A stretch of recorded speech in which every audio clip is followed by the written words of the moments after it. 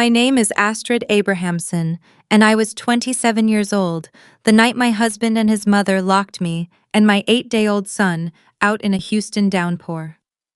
At 9:15 p.m., the heavy oak doors of their River Oaks estate clicked shut with a metallic thud. Through the sidelight window, I watched Patricia Cole smooth the front of her tailored emerald blouse. 2 hours earlier, she had marched into the nursery holding a printed bank statement. She had audited the joint checking account, a privilege my husband granted her behind my back, and found a $50,000 wire transfer I initiated that morning. "Pack your bags and leave this house tonight!" She had shouted, her voice echoing off the vaulted ceilings. "You are a thief. You trapped my son, and now you are embezzling from this family." I had looked at Preston. I waited for the renowned thoracic surgeon, a man who commanded operating rooms at the Texas Medical Center, to intervene for his postpartum wife. Instead, he rubbed the back of his neck and stared at the marble floor. "You need to go, Astrid," he murmured. "Mom is right. The money is gone. Leave the keys. We will handle the rest through lawyers." They assumed I was desperate. For 2 years, the Cole family treated me like a charity case, a blue-collar floor nurse who caught a lucky break with a legacy doctor. Patricia made a sport of reminding her country club circle that my parents had passed, that I had no trust fund and no safety net. Standing in the foyer, they believed they were casting a helpless woman out into the streets, severing my only lifeline. They assumed the $50,000 was stolen. What neither of them knew was that the joint account held my grocery money, but the $50,000 was a routine payroll transfer for a clinical logistics firm I built and owned. They were throwing me out to starve, having no idea they were declaring war on the person holding the keys to their entire legacy. Welcome back to Orange Vengeance, where quiet women build empires and arrogant families learn the hard way. If you have ever been underestimated by the people who were supposed to protect you, this story is for you. Drop a comment with your age and let me know where you are listening from today, and be sure to subscribe. I stood on the porch and let the rain run down my neck. I adjusted Leo's fleece blanket, tucking the edges tight so his tiny face remained dry.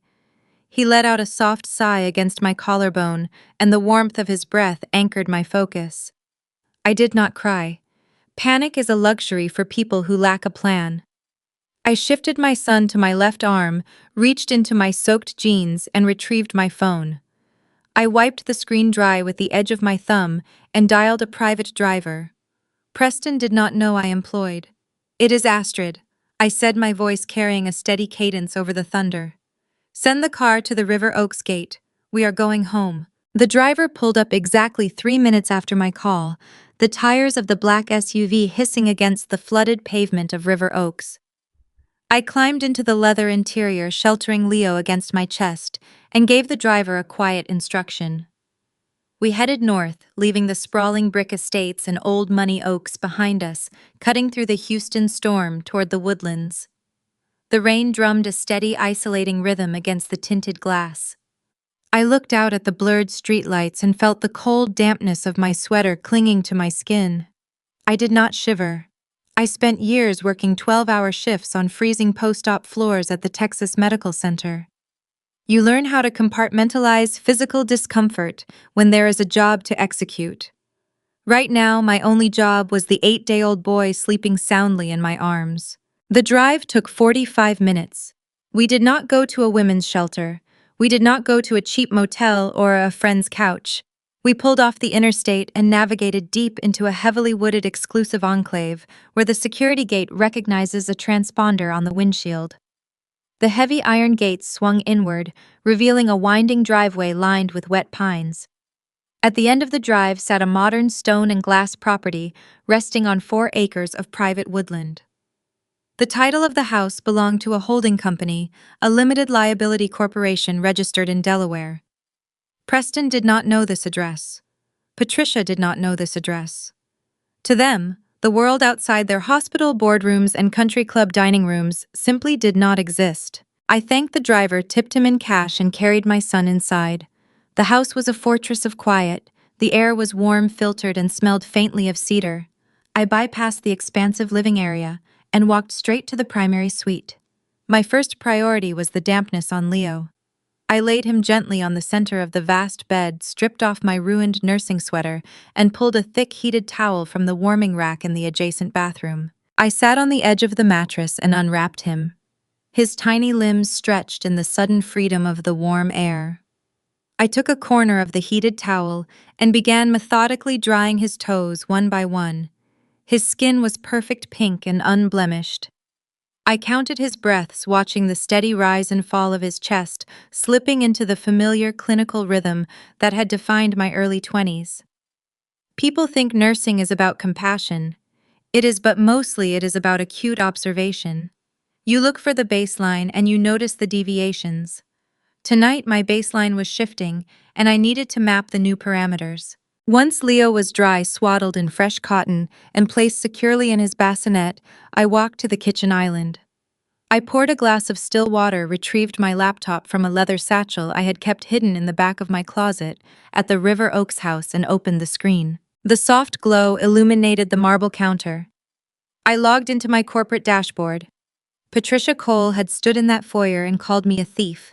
She saw a $50,000 wire transfer leave our joint checking account and immediately assumed I was embezzling her family wealth. She could not comprehend any other reality. When Preston and I met, I was a floor nurse working grueling rotations. When I stepped down from the hospital floor midway through my pregnancy, Patricia threw a celebratory luncheon, telling her friends that I was retiring to become a proper dependent wife. I never corrected her. I let her believe what she needed to believe because her arrogance was the best shield I could have asked for. I did not step down from nursing because I wanted to rely on Preston. I stepped down because the company I built in my off hours had grown too large to manage between shifts. 4 years ago, while working as a clinical trial coordinator, I noticed a gaping hole in the healthcare system. Patients were leaving high-end surgical centers and receiving inadequate, disorganized post-op care at home, leading to preventable readmissions. I designed a proprietary logistics network, a concierge nursing service that connected elite private surgeons with specialized home care nurses. I patented the software model, secured early funding, and launched Abrahamson Medical Solutions. The $50,000 wire transfer Patricia found was not stolen money. It was a scheduled payroll transfer for my 72 employees. I had temporarily routed it through the joint account weeks ago to bypass a banking glitch with my corporate holding bank. Patricia saw the outgoing wire, read the amount, and let her own bias construct the narrative. She saw a gold digger cashing out. Preston, a man whose surgical brilliance was matched only by his profound cowardice when facing his mother, chose to believe her. He never looked at my tax returns. He never asked how I spent my days while he was in the operating room. He assumed I was out buying baby clothes or getting manicures. He had no idea that his wife sat on the board of a healthcare logistics firm that operated across 3 states. I scrolled through this dashboard. My revenue lines were green, climbing steadily. My staff was deployed. My patents were secure. I was 27 years old, sitting in a multi-million-dollar property I purchased with my own capital, and the people who just locked me out in the rain thought I was destitute. My phone vibrated against the marble countertop. I picked it up. The screen displayed a text message from Preston. I read the words slowly, letting the reality of his strategy sink into my mind. "Don't try to touch the joint accounts. You're cut off." I stared at the glowing letters. I did not feel a surge of heartbreak. I did not feel the urge to type out a desperate reply, pleading with him to reconsider, begging him to remember the vows we took. I felt a slow, cold clarity settle over my shoulders. I understood the tactic instantly. It is the oldest play in the book of financial control. They believed they were cutting off my air supply. They thought I would spend a few nights in a cheap motel, watch my debit card decline at a grocery store, and come crawling back to the River Oaks estate, ready to beg on my knees for forgiveness. They expected me to surrender my autonomy in exchange for a roof over my newborn son's head. A small smirk pulled at the corner of my mouth. I set the phone down next to my glass of water. The joint account Preston was threatening me with held my grocery money. It held the funds for dry cleaning and incidental expenses. My corporate account, secured under layers of corporate shielding and untouched by any marital commingling, held millions. He thought he was locking me out of a vault, but he was only turning off a dripping faucet in a house I no longer needed. The smirk faded into a hard line. They were trying to starve me out. This was not a temporary fight or a misunderstanding that could be mediated. This was a deliberate, calculated attempt to use my child's survival as leverage to break me. I opened a new window on my laptop and began drafting an email to my chief operating officer, shifting my focus back to the business. I needed to ensure the upcoming week ran flawlessly because I knew the Coles were not going to stop at freezing a checking account. Financial warfare was only their opening move. When people like Patricia Cole realize that their initial strike failed to destroy you, they do not apologize, they double down. If she could not starve me out, she would try to burn my reputation to the ground. She would use the country club, the hospital board, and every social connection she possessed to ensure I had nowhere left to turn in Houston. I closed the laptop and walked back into the bedroom. Leo was still sleeping, his chest rising and falling in perfect, unbothered rhythm. I rested my hand gently on his side. He was safe. He was warm. And I was going to let the Cole family dig their own grave, one arrogant mistake at a time. The passage of time, in the immediate wake of a sudden displacement, requires a specific kind of mental discipline. By the second and third days, the quiet inside my Woodlands property felt less like an empty house and more like a tactical command center. While I spent my hours balancing my newborn son on my hip and reviewing regional expansion contracts for my logistics firm, Patricia Cole was busy executing a separate kind of operation. She did not waste a single hour. In the upper echelons of Houston society, particularly within the affluent circles tied to the Texas Medical Center, reputation is the only currency that truly matters. It is a closed monarchy of legacy surgeons, hospital administrators, and the wives who orchestrate their social standing. Patricia understood the mechanics of this ecosystem flawlessly. She knew that if she simply told people she had evicted her daughter-in-law over a financial dispute, it might invite unwanted questions. It might make her appear cruel. So she deployed a far more effective strategy. She weaponized a clinical diagnosis. Over iced tea at exclusive country club, luncheons and quiet dinners in River Oaks, Patricia began to whisper a carefully curated narrative. She told her peers that I had suffered a severe postpartum psychotic break. She lowered her voice, feigning the deep, tired sorrow of a concerned grandmother, and explained that in a state of manic delusion, I had stolen $50,000 from her son and vanished into the night. It was a brilliant piece of social assassination. By applying a psychiatric label to my disappearance, she effectively neutralized any claims I might make in the future. If I told people I was thrown out in the rain, my words would be dismissed as the paranoid ramblings of an unstable woman. By claiming I stole the money, she painted Preston as the tragic, long-suffering victim of a manipulative gold digger who finally cracked under the pressure of motherhood. She was building a wall of social isolation around me, ensuring that no one in their extensive network would offer me a guest house, a loan, or a moment of grace. I learned of this campaign, not through confrontation, but through the silence of my phone. A few casual acquaintances from the hospital charity board sent me cautious, probing text messages asking if I was feeling grounded. I read their careful words and understood exactly what disease Patricia had seeded in the water supply. I did not draft a frantic social media post to defend my sanity. I did not call mutual friends to plead my case or expose my corporate assets to prove my innocence. Defending yourself against an accusation of hysteria is a trap. The harder you fight the label, the more unstable you appear. I viewed Patricia's gossip the same way I view a spreading pathogen on a surgical floor. You do not scream at a virus.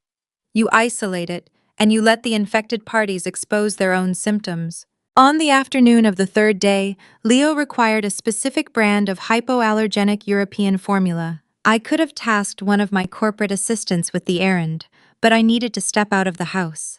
I needed to test the structural integrity of the boundaries I was building. I drove my personal vehicle, an unassuming sedan I kept for running quiet errands, to a high-end baby boutique in the River Oaks district. The afternoon heat was thick, the legendary Houston humidity pressing against the glass of the storefront. The interior of the boutique was a sanctuary of pastel colors, soft classical music, and imported infant garments with staggering price tags. It was the exact kind of establishment Patricia frequented when buying gifts for her friends' grandchildren. I walked down the aisle carrying a woven shopping basket, my posture straight, my expression neutral. I was scanning the shelves for the correct green tin of formula when a woman turned the corner.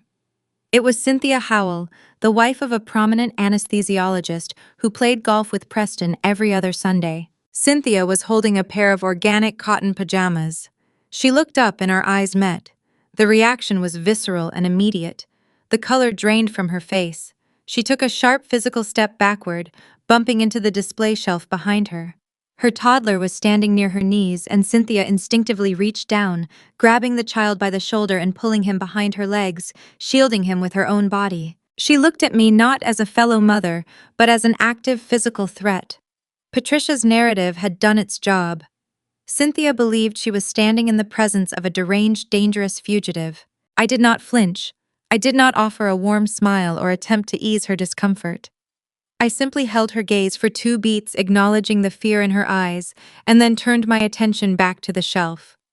I selected 3 tins of the formula, placed them gently into my basket, and walked toward the checkout counter. Out of the corner of my eye, I saw Cynthia hurry toward the front of the store.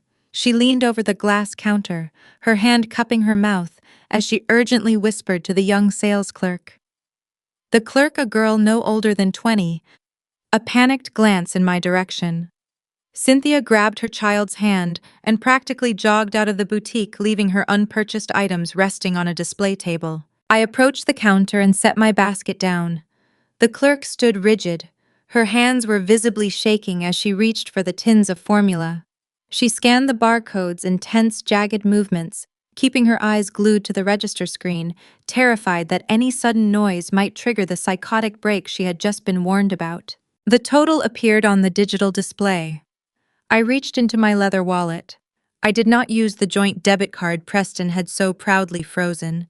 I pulled out a sleek black corporate credit card bearing the name of my logistics firm and inserted it into the reader. The transaction approved instantly. The clerk handed me the receipt, her fingers trembling as they brushed the edge of the paper. She did not offer the standard polite farewell. She just wanted me out of her store. I retrieved my card and tucked it away. Then I reached back into my wallet and withdrew a crisp $100 bill. I laid the bill flat on the glass counter directly in front of her. "Thank you for your exceptional service today," I said. My voice was calm, melodic, and chillingly polite. "Have a beautiful afternoon." I picked up my shopping bag, turned on my heel, and walked out the glass doors into the heavy summer air. I did not rush. I moved with the unbothered grace of a woman who owns the ground she walks on. The social assassination Patricia had orchestrated was designed to make me feel small, hysterical, and desperate. Instead, it only clarified the depth of their arrogance. They were fighting a ghost of their own creation. The drive back to the Woodlands was quiet. I listened to the steady hum of the tires against the pavement, formulating the next phase of my operational timeline. I knew that the Whisper campaign was merely a containment strategy. Preston and Patricia needed to ensure I was entirely isolated before they initiated their primary offensive. They were softening the ground for a heavier artillery strike. When I reached the iron gates of my property, the security intercom buzzed. I rolled down my window expecting the usual automated clearance tone. Instead, a uniformed courier was standing under the stone portico holding an electronic signature pad. I parked the car and approached the gate on foot. The courier did not ask how I was doing. He simply asked me to state my legal name and sign the digital screen. Once the signature was recorded, he reached into his satchel and handed me a thick, rigid cardboard envelope. I looked at the return address printed in stark black ink in the upper left corner. It bore the name of a formidable, highly aggressive family law firm located in the center of downtown Houston. I stood in the driveway, feeling the dense weight of the certified envelope in my hands. The paper felt cold against my skin. The social whispers, the frozen grocery money, the dirty looks in expensive boutiques. Those were the amateur tactics of a mother-in-law playing society games. This heavy legal document was something entirely different. Preston was escalating the attack from country club gossip to the courts. He was bringing the full, crushing weight of the justice system down on a woman he still believed was defenseless. I walked back inside my quiet fortress, set the formula on the kitchen island, and prepared to open the envelope. The true war was just beginning. The thick cardboard envelope sat on my kitchen island for 2 days before I decided to break the seal. On the fifth morning since the rainstorm, the quiet inside the Woodlands house felt different.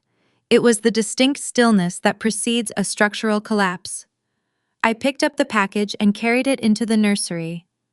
The room was bathed in the soft morning light filtering through the plantation shutters.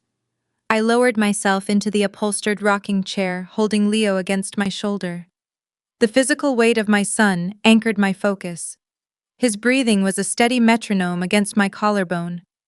I slid a manicured fingernail under the adhesive flap of the mailer and pulled out a dense stack of legal paper. The cover page bore the official seal of the Harris County Family Court. The title read, Emergency Petition for Sole Managing Conservatorship. My eyes scanned the boilerplate legal terminology, parsing the clauses that demanded the immediate removal of the child from the mother.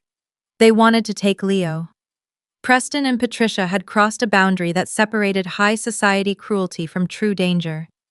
They were weaponizing the justice system to sever my most fundamental bond.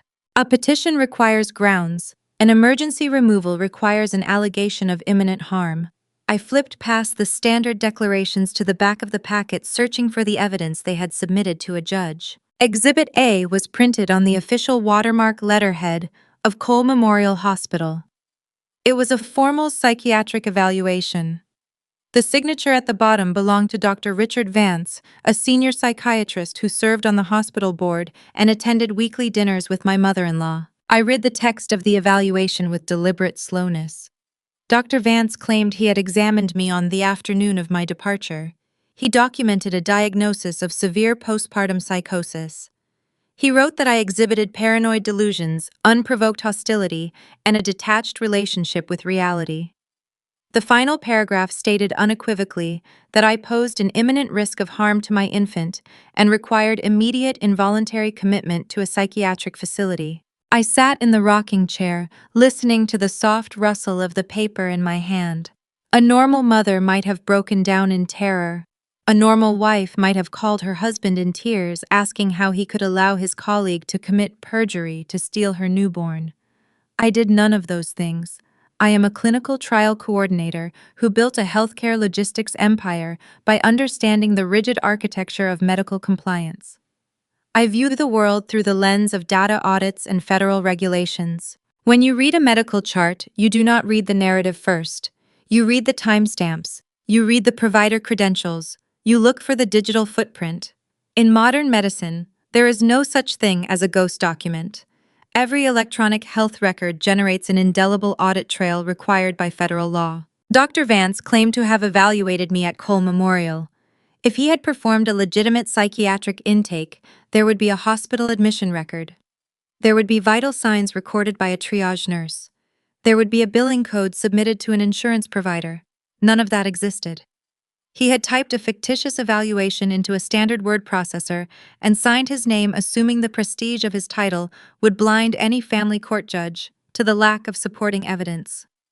Preston and Patricia thought a senior doctor's signature was an impenetrable shield. I looked down at Leo. His small hand was curled tightly around the fabric of my cotton shirt. The fierce maternal instinct blooming inside my chest did not translate into panic. It translated into a cold, calculated clarity. I was not going to let a corrupt network of wealthy physicians swallow my son. I needed legal representation, but I did not want the type of divorce attorney who advertises on billboards or shouts in courtrooms. The Coles were preparing for a loud, messy domestic dispute filled with emotional outbursts. I was preparing for a forensic audit. I placed the documents on the wooden side table and picked up my phone. I dialed the direct line of Marcus Caldwell, a corporate litigator who specializes in healthcare compliance and data privacy. I had retained him 2 years prior during a complex patent dispute for my concierge nursing network. Marcus was meticulous, quiet, and ruthless in his execution of the law. He answered on the second ring. I outlined the situation with the same clinical detachment I used when reviewing surgical complication reports. I explained the emergency custody petition and described the attached psychiatric evaluation in precise detail. I told him who signed the document, what it alleged, and the specific date it claimed the examination took place. Marcus listened without interrupting the silence on his end of the line, indicating his intense focus. When I finished summarizing the threat, I gave him his instructions. I did not ask him to draft a fiery response denying the claims to the family court. I asked him to file an immediate targeted subpoena for the electronic medical record metadata from Cole Memorial Hospital. I wanted the server logs. I wanted the exact IP address and the precise minute Dr. Vance generated the document. I wanted the login credentials of every hospital employee who accessed a non-existent patient file under my name on the day in question. I instructed Marcus to secure a preservation order for all internal hospital communications between Preston and Dr. Vance, ensuring they could not delete their digital tracks. Marcus understood the assignment instantly. He noted that submitting a fabricated medical document in a legal proceeding crosses multiple jurisdictional lines. The Coles believed they were fighting a helpless, discarded nurse in a localized family law arena.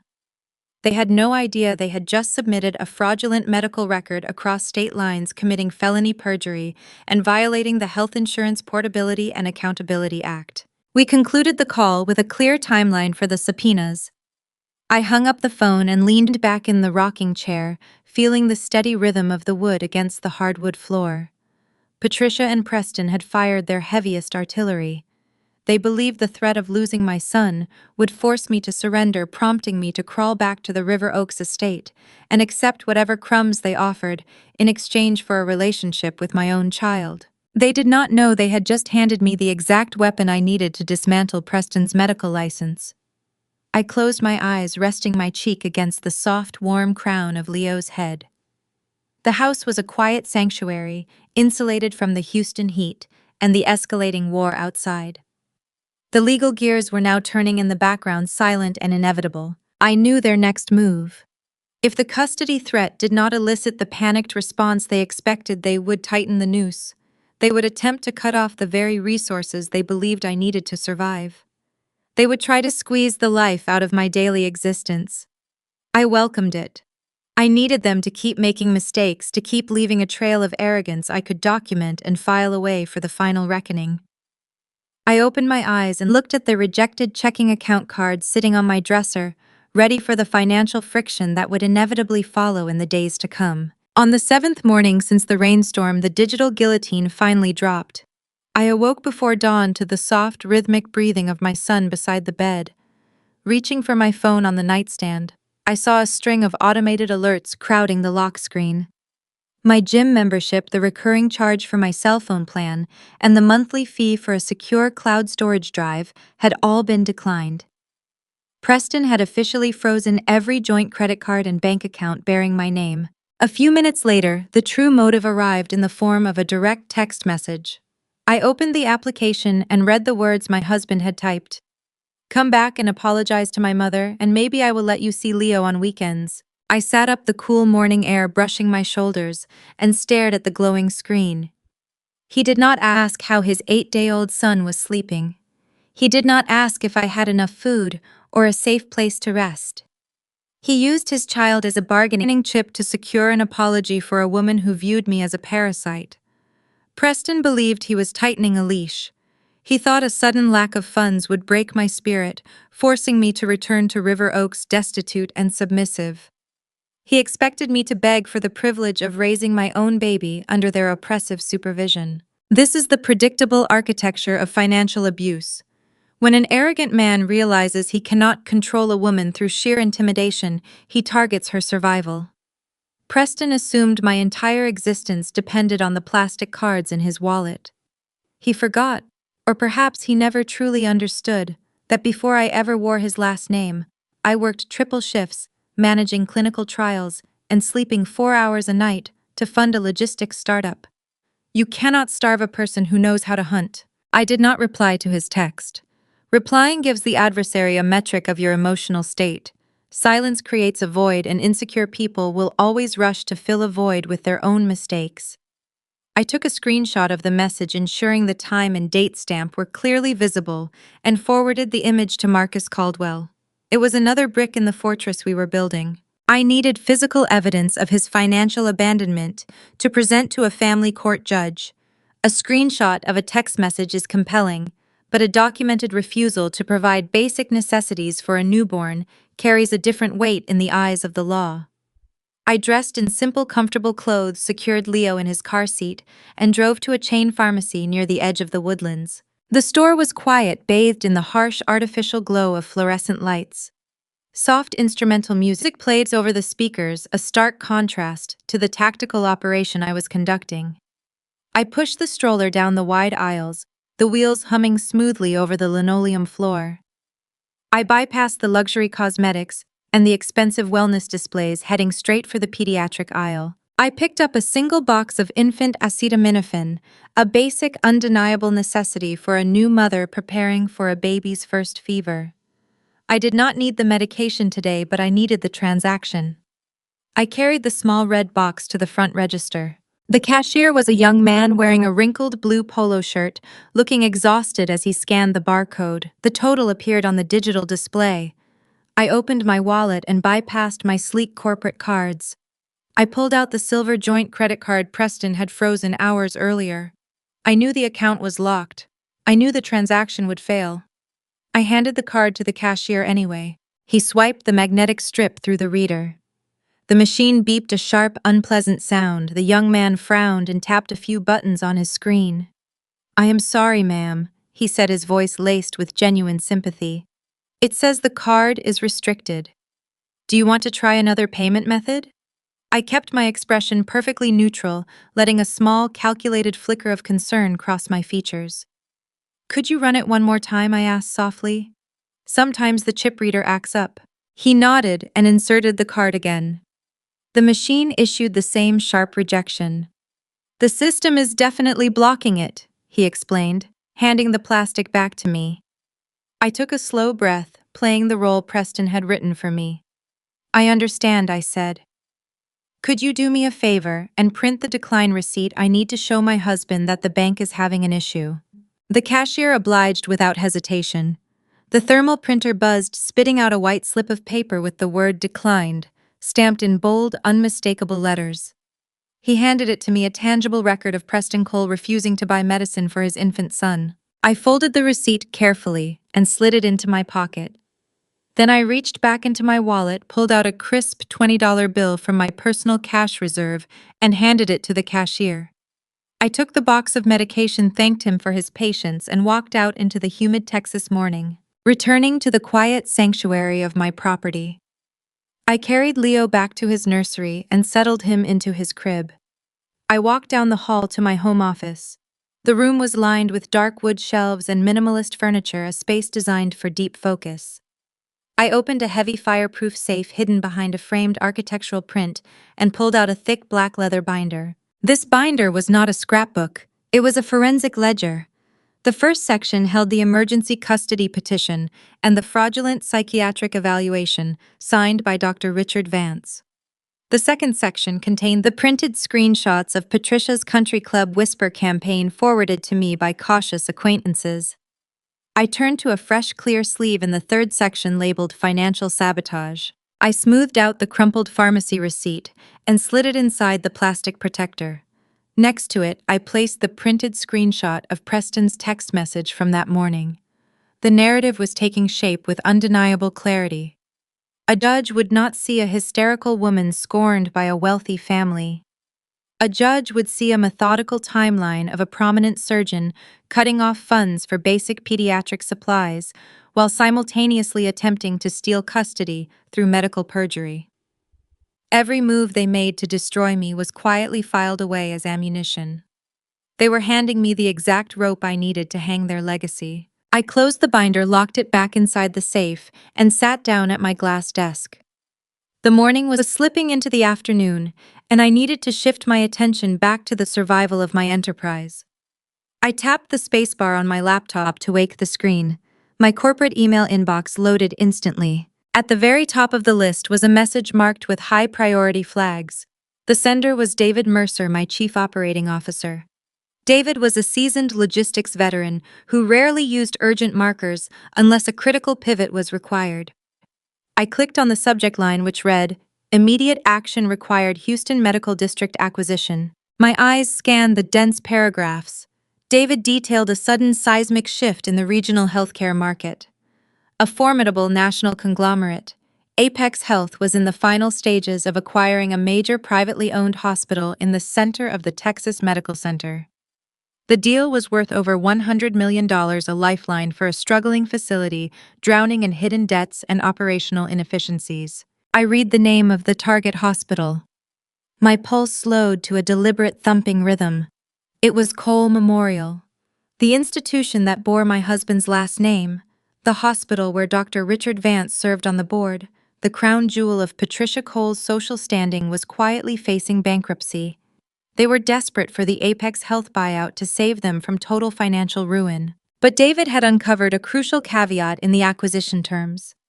Apex Health demanded that Cole Memorial modernize their post-operative care protocols before they would sign the final checks. The conglomerate required the integration of a highly specific proprietary concierge nursing network to reduce readmission rates. The only network in the region capable of meeting the Apex volume demands was Abrahamson Medical Solutions. I sat back in my ergonomic chair staring at the glowing monitor. Preston and Patricia had just frozen my grocery money, assuming I was a destitute nurse begging for their mercy. They had no idea that their entire family fortune, their hospital, and their high society survival were entirely dependent on a contract that required my personal signature. Day 9 arrived with the suffocating humidity that settles over southeast Texas in late summer. The urgent communication from my chief operating officer remained in my mind like a precisely calibrated instrument. I had spent the 8th day strategizing over encrypted video calls, reviewing the preliminary documents for an impending hospital merger that promised to reshape the Houston Medical District. My husband and his mother remained entirely oblivious to these corporate machinations. They firmly believed I was shivering in a cheap rented room, rationing the infant formula they thought I could barely afford. They did not comprehend that while they were plotting a domestic ambush, I was quietly evaluating the financial life support of their entire legacy. My morning routine remained unbroken. I fed Leo, logged into my secure server to review the overnight incident reports from my nursing staff, and drank a single cup of black coffee. The silence of the Woodlands estate provided a perfect vacuum for deep focus. At 10 in the morning, the digital intercom mounted on the kitchen wall emitted a sharp chime. I pressed the receiver button. The private security contractor stationed at the neighborhood entrance informed me that a woman named Patricia Cole was demanding immediate entry. She had told the guard she needed to speak with a destitute charity case who was squatting on the premises. Patricia had likely hired a private investigator to trace the metadata of my pharmacy purchase, or perhaps pulled a tracking report on my cell phone ping. Whatever primitive surveillance she utilized, it had led her to the address of the Limited Liability Corporation. Because my name was deliberately scrubbed from the property deeds and public registries, she naturally assumed I was crashing in a modest guest house owned by a sympathetic colleague.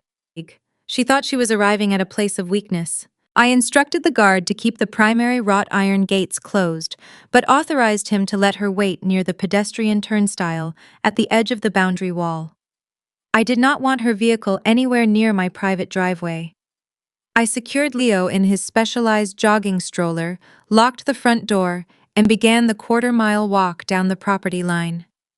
The towering pine trees provided a dense shading canopy, effectively obscuring my modern stone residence from the street view. The air was thick with the scent of wet pine needles and the drone of cicadas. Patricia was waiting in the driver's seat of her silver Mercedes. The luxury sedan idled on the shoulder of the road, the engine humming a low, expensive note. She lowered the tinted window as I approached the pedestrian gate. She wore a patterned silk scarf and oversized sunglasses, the standard armor of a high society matriarch stepping into a suburban environment she deemed vastly beneath her social station. She looked at my plain athletic clothing, noted the lack of visible luxury brands, and smiled a thin, victorious smile. She believed the financial freeze was executing its intended psychological damage. She reached into the passenger seat and produced a thick leather clipboard, thrusting it through the open window gap. "Sign this," she commanded. Her voice carried the bored impatience of a woman speaking to a subordinate employee. "Let us end this pathetic charade before Preston ruins you in front of a judge." I stepped closer to the vehicle and took the clipboard from her grasp. The documents clipped to the leather board constituted a formal relinquishment of parental rights. The legal jargon was dense and hostile, demanding that I surrender sole physical and legal custody of Leo to Preston, immediately waiving any future claims to visitation or financial support. Paperclipped to the top page was a cashier check printed on the official stationery of a premier Houston bank. The amount was written for $10,000. "Take the money, Astrid," she instructed, adjusting her sunglasses. "Start over in a different state. Go back to whatever rural clinic you came from. Leave my grandson to the people who can actually provide him with a meaningful life. You know you cannot afford a legal battle. You cannot even afford to buy groceries right now. This is the most generous settlement you will ever receive." I did not look at the check. I looked at her hands resting on the edge of the clipboard. Her nails were painted a flawless neutral tone, and a heavy emerald-cut diamond gleamed on her ring finger. Those pristine manicured hands had never charted a patient's declining vitals at 2 in the morning. They had never scrubbed into a trauma bay or built a company from the ground up on 4 hours of sleep. Patricia only knew how to inherit prestige and take what other people had built. $10,000. It was an insulting sum. It was the exact cost of a single sponsored table at the annual Texas Medical Center Charity Gala, offered to a mother in exchange for her human child. She truly thought she was being magnanimous. She thought $10,000 was a sum large enough to blind a desperate nurse and secure the Cole family lineage. I did not raise my voice. I did not throw the clipboard back into the leather interior of her car. I did not mention the impending corporate acquisition, the forensic audit my lawyer was currently compiling, or the millions of dollars sitting untouched in my corporate accounts. Explaining your power to an arrogant adversary only gives them time to adjust their strategy. Silence is the most terrifying response to an attempted intimidation. I simply unclipped the ballpoint pen attached to the board. I did not sign my name. I flipped the pen around, placed it gently over the cashier check, and handed the entire portfolio back through the open window. I met her gaze, ensuring my eyes were devoid of any fear, sorrow, or hesitation. "You are making a mistake you cannot afford, Patricia," I said. My tone was soft, melodic, and chillingly level. She scoffed, a sharp sound of disbelief and irritation. She snatched the clipboard from my hand and tossed it onto the passenger seat. She was utterly convinced she had won a battle of endurance against a stubborn, defeated girl who simply needed a few more days of starvation to see reason. "You will regret this arrogance when the sheriff comes to collect that baby," she sneered, placing her hand on the gear shift. "Do not say I did not offer you a graceful exit." The window glided up, sealing her inside her air-conditioned sanctuary.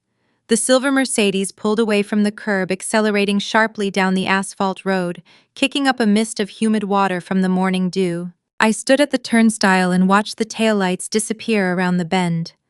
Patricia Cole was driving back to a hospital empire that was rapidly bleeding capital. She was returning to a son who had just committed medical perjury. She was driving away entirely unaware that she had just delivered a declaration of war to the sole individual holding the exact keys required to save her family from total financial ruin. I turned the stroller around and began the walk back up the long, shaded driveway. The Texas heat pressed down, but I felt nothing but a cold, stabilizing focus. The custody ambush had failed. The financial freeze had failed. The intimidation tactic at the gate had failed. The Coles were running out of conventional weapons, which meant they would soon resort to desperate, reckless measures. I needed them to escalate one final time before I closed the trap. I pushed the stroller toward my stone fortress, ready to contact Marcus Caldwell and authorize the next phase of the legal operation. On the 10th day since my husband locked the doors of our River Oaks estate, the battlefield expanded far beyond the borders of my private life. The morning sun breached the canopy of the woodlands, casting long shadows across the hardwood floor of my home office. I sat in a high-backed leather chair, the room cloaked in the quiet hum of central air. To my left, a digital baby monitor glowed softly, displaying a monochrome feed of Leo sleeping in his crib. To my right, three curved monitors illuminated my desk with a relentless stream of financial data. While Patricia Cole spent her week curating toxic gossip at country club luncheons, my chief operating officer, David Mercer, had been compiling a comprehensive dossier on the Houston healthcare market. The encrypted files he transmitted overnight painted a stark, unforgiving portrait of the Cole family legacy. For decades, Cole Memorial Hospital stood as a towering monument to private medical prestige. Preston walked those pristine corridors with the unbothered stride of a crown prince, his surgical brilliance insulating him from the administrative realities of the institution. Patricia hosted lavish charity galas in the hospital atrium, draped in designer gowns projecting an image of untouchable prosperity. The Houston elite believed the Coles possessed generational wealth that reproduced itself effortlessly. The spreadsheets on my monitor told a different story. Cole Memorial was bleeding capital at an unsustainable rate. The hospital administrators had over-leveraged their assets to fund frivolous expansions and cosmetic renovations, ignoring fundamental shifts in federal healthcare regulations. Their patient readmission rates for complex thoracic surgeries had spiked over the last 4 quarters, triggering severe financial penalties from major insurance providers. The facade of their high society empire was cracking, supported only by predatory loans and desperate accounting maneuvers. Preston and Patricia were not wealthy. They were drowning in prestige-fueled debt. Their only salvation lay in a pending acquisition. Apex Health, a ruthless national conglomerate known for swallowing failing private hospitals, had offered a buyout. The proposed deal hovered near $100 million. That capital injection would erase the Cole family debts, secure Preston a lucrative directorship, and allow Patricia to maintain her iron grip on her social circle. Without the Apex Health buyout, Cole Memorial would face insolvency within 2 quarters. The hospital doors would close and the Cole name would become a cautionary tale in the Texas Medical Center. I leaned closer to the center monitor, scrolling through the confidential term sheet David had obtained through our corporate intelligence channels. Apex Health did not distribute $100 million without attaching severe, non-negotiable conditions. The conglomerate executives recognized the operational rot inside Cole Memorial. They knew the readmission rates were an unacceptable liability. To protect their investment, the Apex chief executive officer mandated a systemic overhaul of the hospital post-operative care protocols. The term sheet outlined a strict ultimatum. Before Apex Health would transfer a single dollar, Cole Memorial had to integrate a specific proprietary post-op concierge staffing model. The conglomerate required a flawless transition from the surgical bay to the patient home, utilizing a patented logistics network to monitor recovery and prevent expensive emergency room return visits. They needed a vendor who could seamlessly merge elite private surgeons with specialized home care nurses. I read the exact phrasing of the mandate. The words glowed against the dark background of my screen. Apex Health demanded an exclusive vendor contract with Abrahamson Medical Solutions. I sat back in my chair and looked at the baby monitor. Leo stirred, his tiny chest rising and falling in a peaceful rhythm. I turned my gaze back to the glowing financial documents. A profound, chilling silence settled over the room. The cold irony of the situation crystallized in my mind.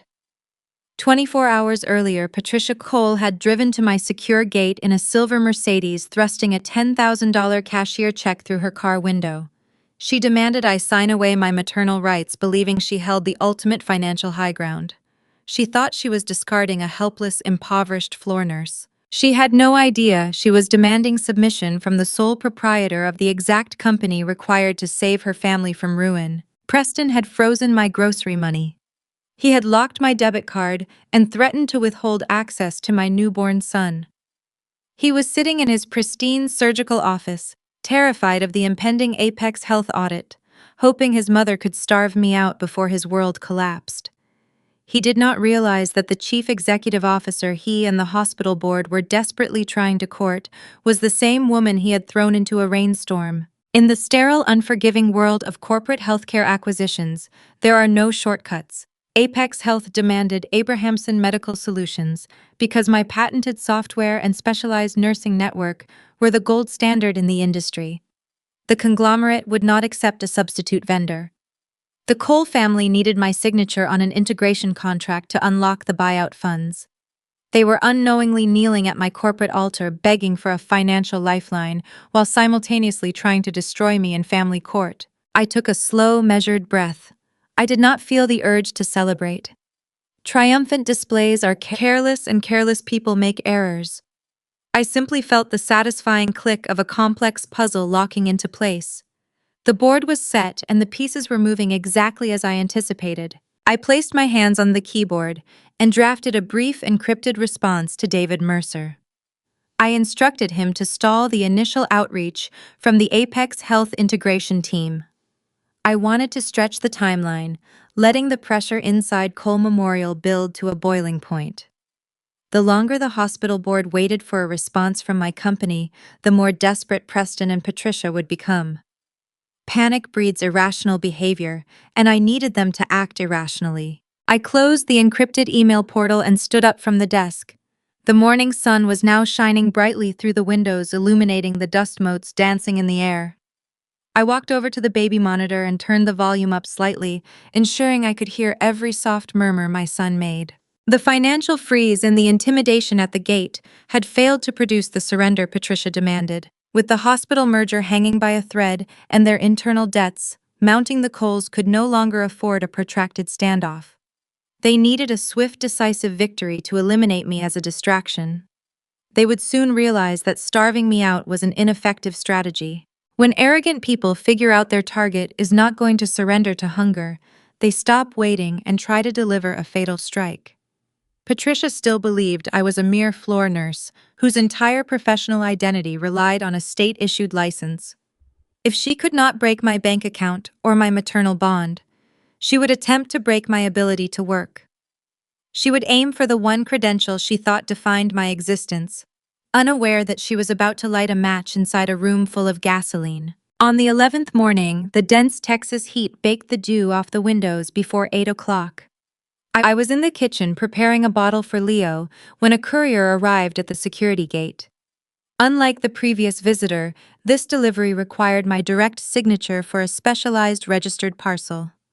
I walked down the shaded driveway, signed the digital pad, and carried a stiff manila envelope back into the house. The return address belonged to the Texas Board of Nursing in Austin. I set the envelope on the court's countertop. My hands, which had remained perfectly steady during the eviction, the financial freeze, and the confrontation with Patricia, suddenly felt a faint tremor. I slid my thumb under the seal and pulled out a formal notice of investigation. The board was placing my registered nursing license under immediate review, pending an inquiry into my fitness to practice.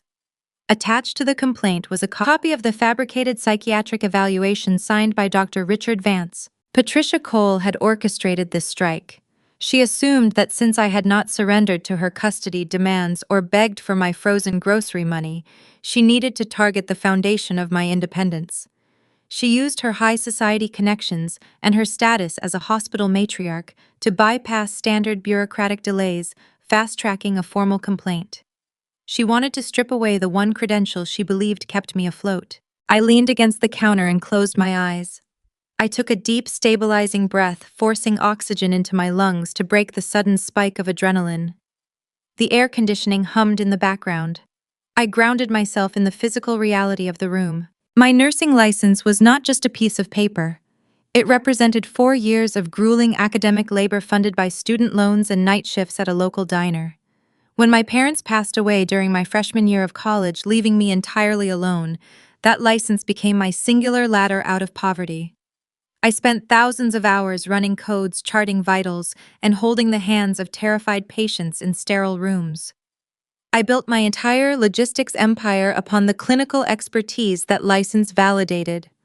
Patricia wanted to erase my history and burn my professional identity to ash. The tremor in my hands stopped. The momentary fear dissolved, replaced by a cold surgical precision. Patricia thought she was attacking a vulnerable floor nurse. She did not comprehend that she had just crossed a legal tripwire. By submitting a forged medical document to a state licensing board, she and her son elevated a domestic dispute into a severe federal and state offense. I picked up my phone and dialed Marcus Caldwell. He answered immediately. I read the notice of investigation to him, keeping my voice devoid of emotion. I detailed the specific statutes the board referenced and described the attached evaluation. Marcus listened closely. When I finished, I heard the faint clicking of his keyboard. They just handed us the match, he said. The metadata from Cole Memorial came through late last night. During our previous consultation, Marcus had subpoenaed the electronic medical record server logs from the hospital. The data we requested detailed the exact digital footprint of the psychiatric evaluation Dr. Vance claimed to have performed. Marcus now possessed the irrefutable proof of their perjury. The server logs showed that Dr. Vance generated the document from an IP address located at his private residence in Sugarland. The timestamp recorded the file creation at 9 in the evening, 12 hours after I had left the River Oaks estate. The audit trail confirmed that neither Preston nor Dr. Vance had accessed a legitimate patient intake portal. There were no triage notes, no vital signs, and no billing records.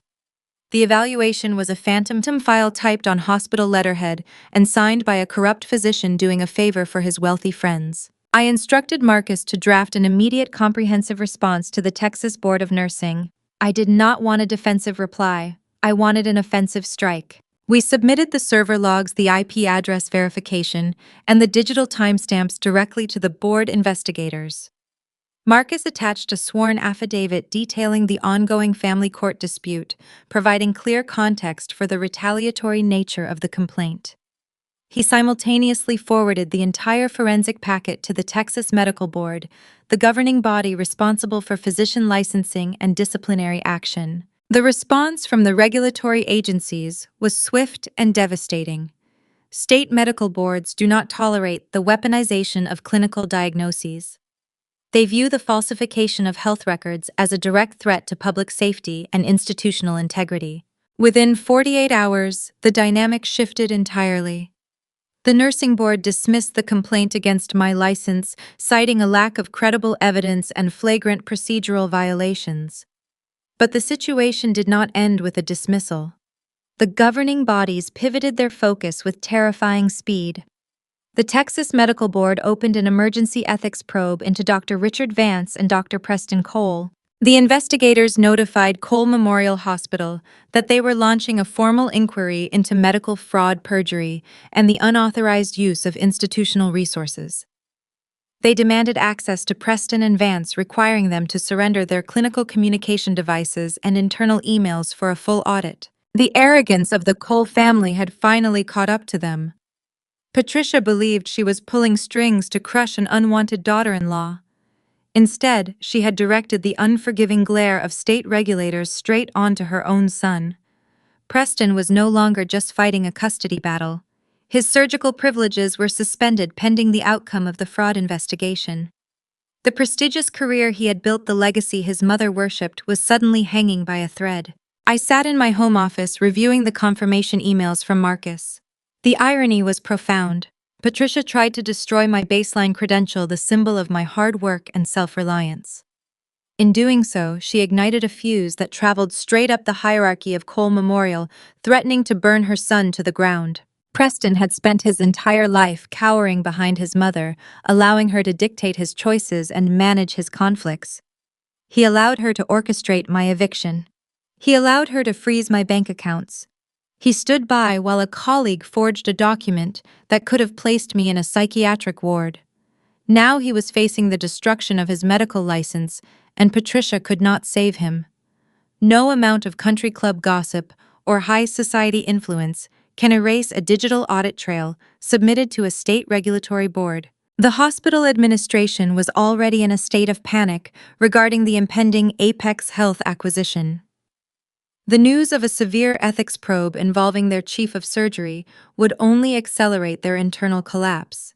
The executives at Cole Memorial would view Preston not as a legacy asset, but as a toxic liability threatening their $100 million lifeline. I looked at the baby monitor on my desk. Leo was awake, kicking his legs happily in his crib. I walked down the hall to the nursery, lifted him into my arms, and held him close. The storm outside was breaking. The legal trap was snapping shut. I knew the silence from River Oaks would not last much longer. The Coles were bleeding out, and desperate people eventually start looking for a way to stop the hemorrhage. I just needed to wait for the internal pressure to shatter their remaining defenses. As I rocked my son in the quiet nursery, my thoughts shifted to the broader corporate landscape. The medical board investigation was a fatal blow to Preston, but the Apex Health merger was the anvil waiting to crush the entire Cole estate. I needed more intelligence on the atmosphere inside the hospital. I needed to know exactly how much panic was spreading through the administrative suites. The whisper campaign had failed, the financial freeze had failed, and the professional sabotage had backfired spectacularly. The battlefield was cleared of their amateur traps, leaving only the reality of their impending ruin. Day 12 arrived with a strange, hollow quiet. The frantic momentum that defined the previous week dissolved into a tense, fragile stillness. Preston and Patricia were no longer sending threats to my phone or appearing at my gate. They were busy fighting fires on multiple fronts. The medical board investigators had locked down their clinical communication channels, and the Apex Health acquisition deadline was looming over their heads like a descending blade. I spent the morning in the nursery with Leo, enjoying the slow, unbothered rhythm of early motherhood. The sprawling property in the woodlands provided a perfect insulated barrier against the chaos unfolding in the city. By noon, I transitioned back to my home office. I poured a glass of sparkling water and opened my encrypted corporate dashboard. My chief operating officer, David Mercer, had flagged a new external communication in our vendor portal. It was an inquiry from a senior compliance director at Cole Memorial Hospital named Elaine Rostova. Elaine was a fixture in the Texas Medical Center, a veteran administrator who had navigated hospital politics for 3 decades. I remembered her clearly from my time working on the surgical floors. She was meticulous, pragmatic, and possessed a deep, enduring disdain for Patricia Cole. Patricia treated the hospital administrative staff like domestic servants. She frequently interrupted clinical meetings to demand preferential treatment for her country club friends, overriding Elaine and disregarding standard hospital protocols. Elaine had spent years absorbing the collateral damage of the Cole family arrogance, forced to smile, while Patricia paraded through the corridors, as if she owned the medical licenses of every person in the building. Elaine did not know she was contacting the woman Preston had just thrown into a rainstorm. She believed she was reaching out to a faceless corporate entity desperate to bypass the paralyzed leadership of her own hospital. Her initial message to our general intake email was professional, but laced with an undeniable undercurrent of urgency. She requested an immediate phone conference to discuss the Apex Health integration mandate, noting that her chief of surgery was currently unavailable to lead the negotiations. David recognized the value of the contact and assigned a senior account manager to field the call, instructing them to simply listen and gather intelligence. The transcript of that conversation sitting on my monitor was a masterpiece of corporate desperation. Elaine revealed that Cole Memorial was hemorrhaging cash faster than their accountants could hide it. The Apex Health conglomerate was threatening to withdraw their buyout offer entirely if the Abrahamson Medical Solutions contract was not secured within the week. Patricia and Preston were attempting to stall the conglomerate, claiming our company was difficult to negotiate with. It was a blatant fabrication designed to cover their own inability to secure the deal. To prove her point, Elaine attached a chain of forwarded internal emails to the vendor portal, offering them as a gesture of good faith to our account manager. I clicked on the PDF attachment and read the unvarnished panic of my in-laws. The emails painted a picture of a dynasty in free fall. Preston sent a frantic message to the hospital chief financial officer at 3 a.m, demanding to know how much liquid capital they could leverage if the Apex deal collapsed. The financial officer replied with a single devastating paragraph outlining their imminent insolvency. They were days away from missing payroll. Patricia sent a subsequent email to the entire executive board, her usual polished tone replaced by erratic, demanding directives. She ordered the administrators to bypass the Apex requirements and find a cheaper alternative post-operative vendor. The board informed her that Apex would not accept any substitutes. They were locked in. The conglomerate demanded our proprietary software and our specialized nursing network, or they would walk away, leaving Cole Memorial to default on its loans. The forensic evidence of their ruin was fascinating, but the most revealing piece of intelligence came from Elaine herself during the phone call. She complained to my account manager about the deteriorating workplace environment on the surgical floor. She noted that Preston was unraveling in real time. Preston had always prided himself on his icy, unflappable demeanor in the operating room. It was the source of his God complex. But Elaine described a man who was actively cracking under the pressure of the medical board ethics probe. The state investigators had frozen his access to several secure patient databases, severely limiting his ability to chart or prescribe. Legal counsel stalked the hallways of the surgical wing. Preston was snapping at scrub nurses, throwing sterile surgical instruments into the disposal bins, and pacing the corridors between procedures. The hospital staff, previously intimidated by his legacy status, were now whispering about his erratic behavior. They smelled blood in the water, and the pristine image of the Cole family was shattering. I sat back in my leather chair and processed the image of my husband losing his composure in front of his subordinates. Preston built his entire identity on the perception of flawless control. He derived his power from his mother and his surgical prestige. Now the state regulatory agencies were dismantling his professional shield, and the impending bankruptcy was erasing his financial safety net. The pressure was crushing him, and he still had no idea that the architect of his demise was the woman he tried to starve out 5 days ago. The intelligence Elaine provided confirmed my timeline. The Coles were cornered. They could no longer delay the Apex Health mandate.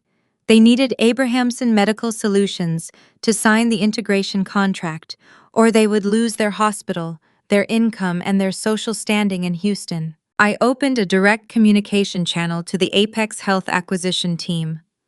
The conglomerate executives had been waiting patiently for a response from my office, assuming the delay was a standard corporate negotiation tactic. I did not want to drag the process out any further. I needed to bring the conflict to a physical head. I needed to look Preston and Patricia in the eyes when the final trap snapped shut. I activated the voice dictation software on my laptop. I spoke clearly, ensuring my tone was devoid of any emotion, focusing solely on the structural requirements of a high-level business transaction. To the Apex Health Acquisition Board, I began. Thank you for your patience regarding the Cole Memorial integration mandate. Our legal team has reviewed the preliminary terms of the vendor agreement. We are prepared to move forward with the exclusive partnership.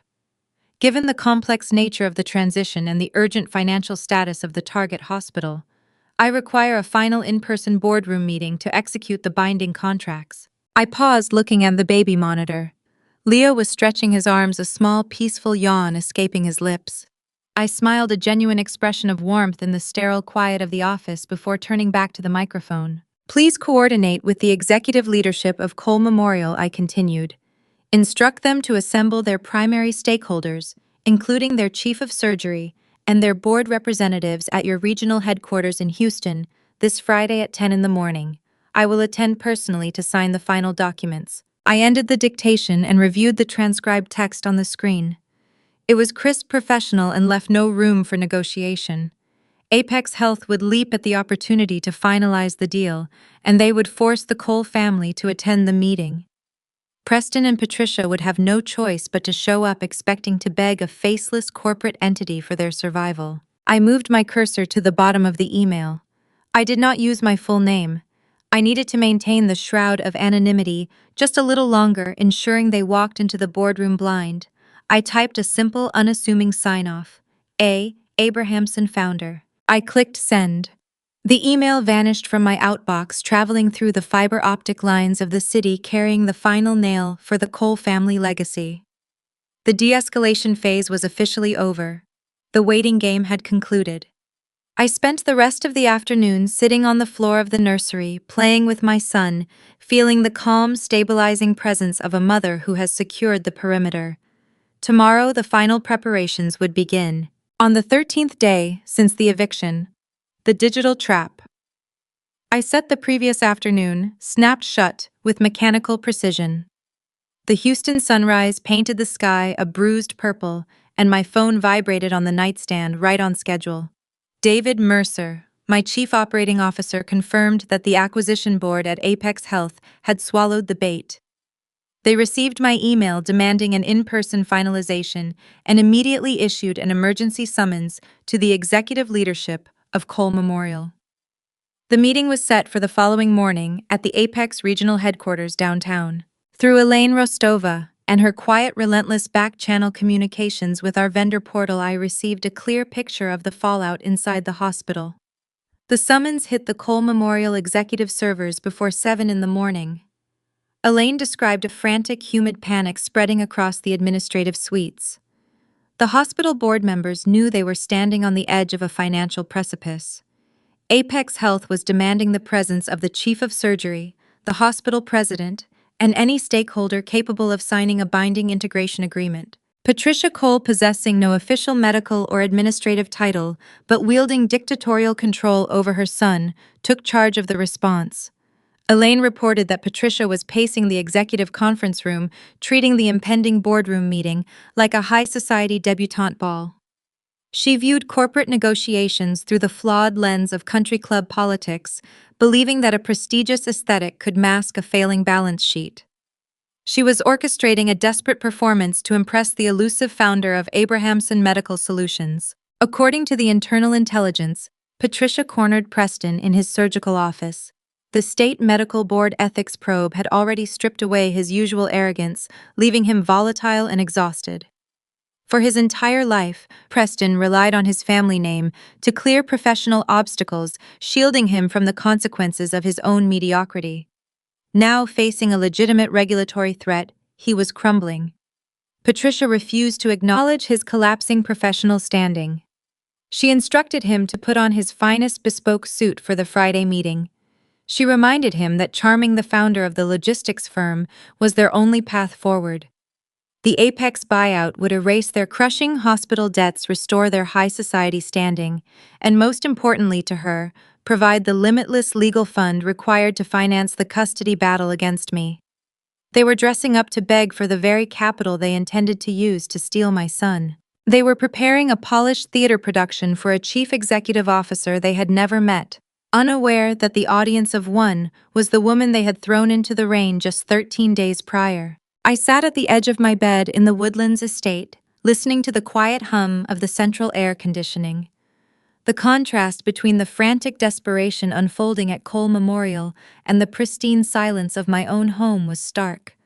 I did not need to run through hospital corridors or yell at subordinates to manufacture a sense of control.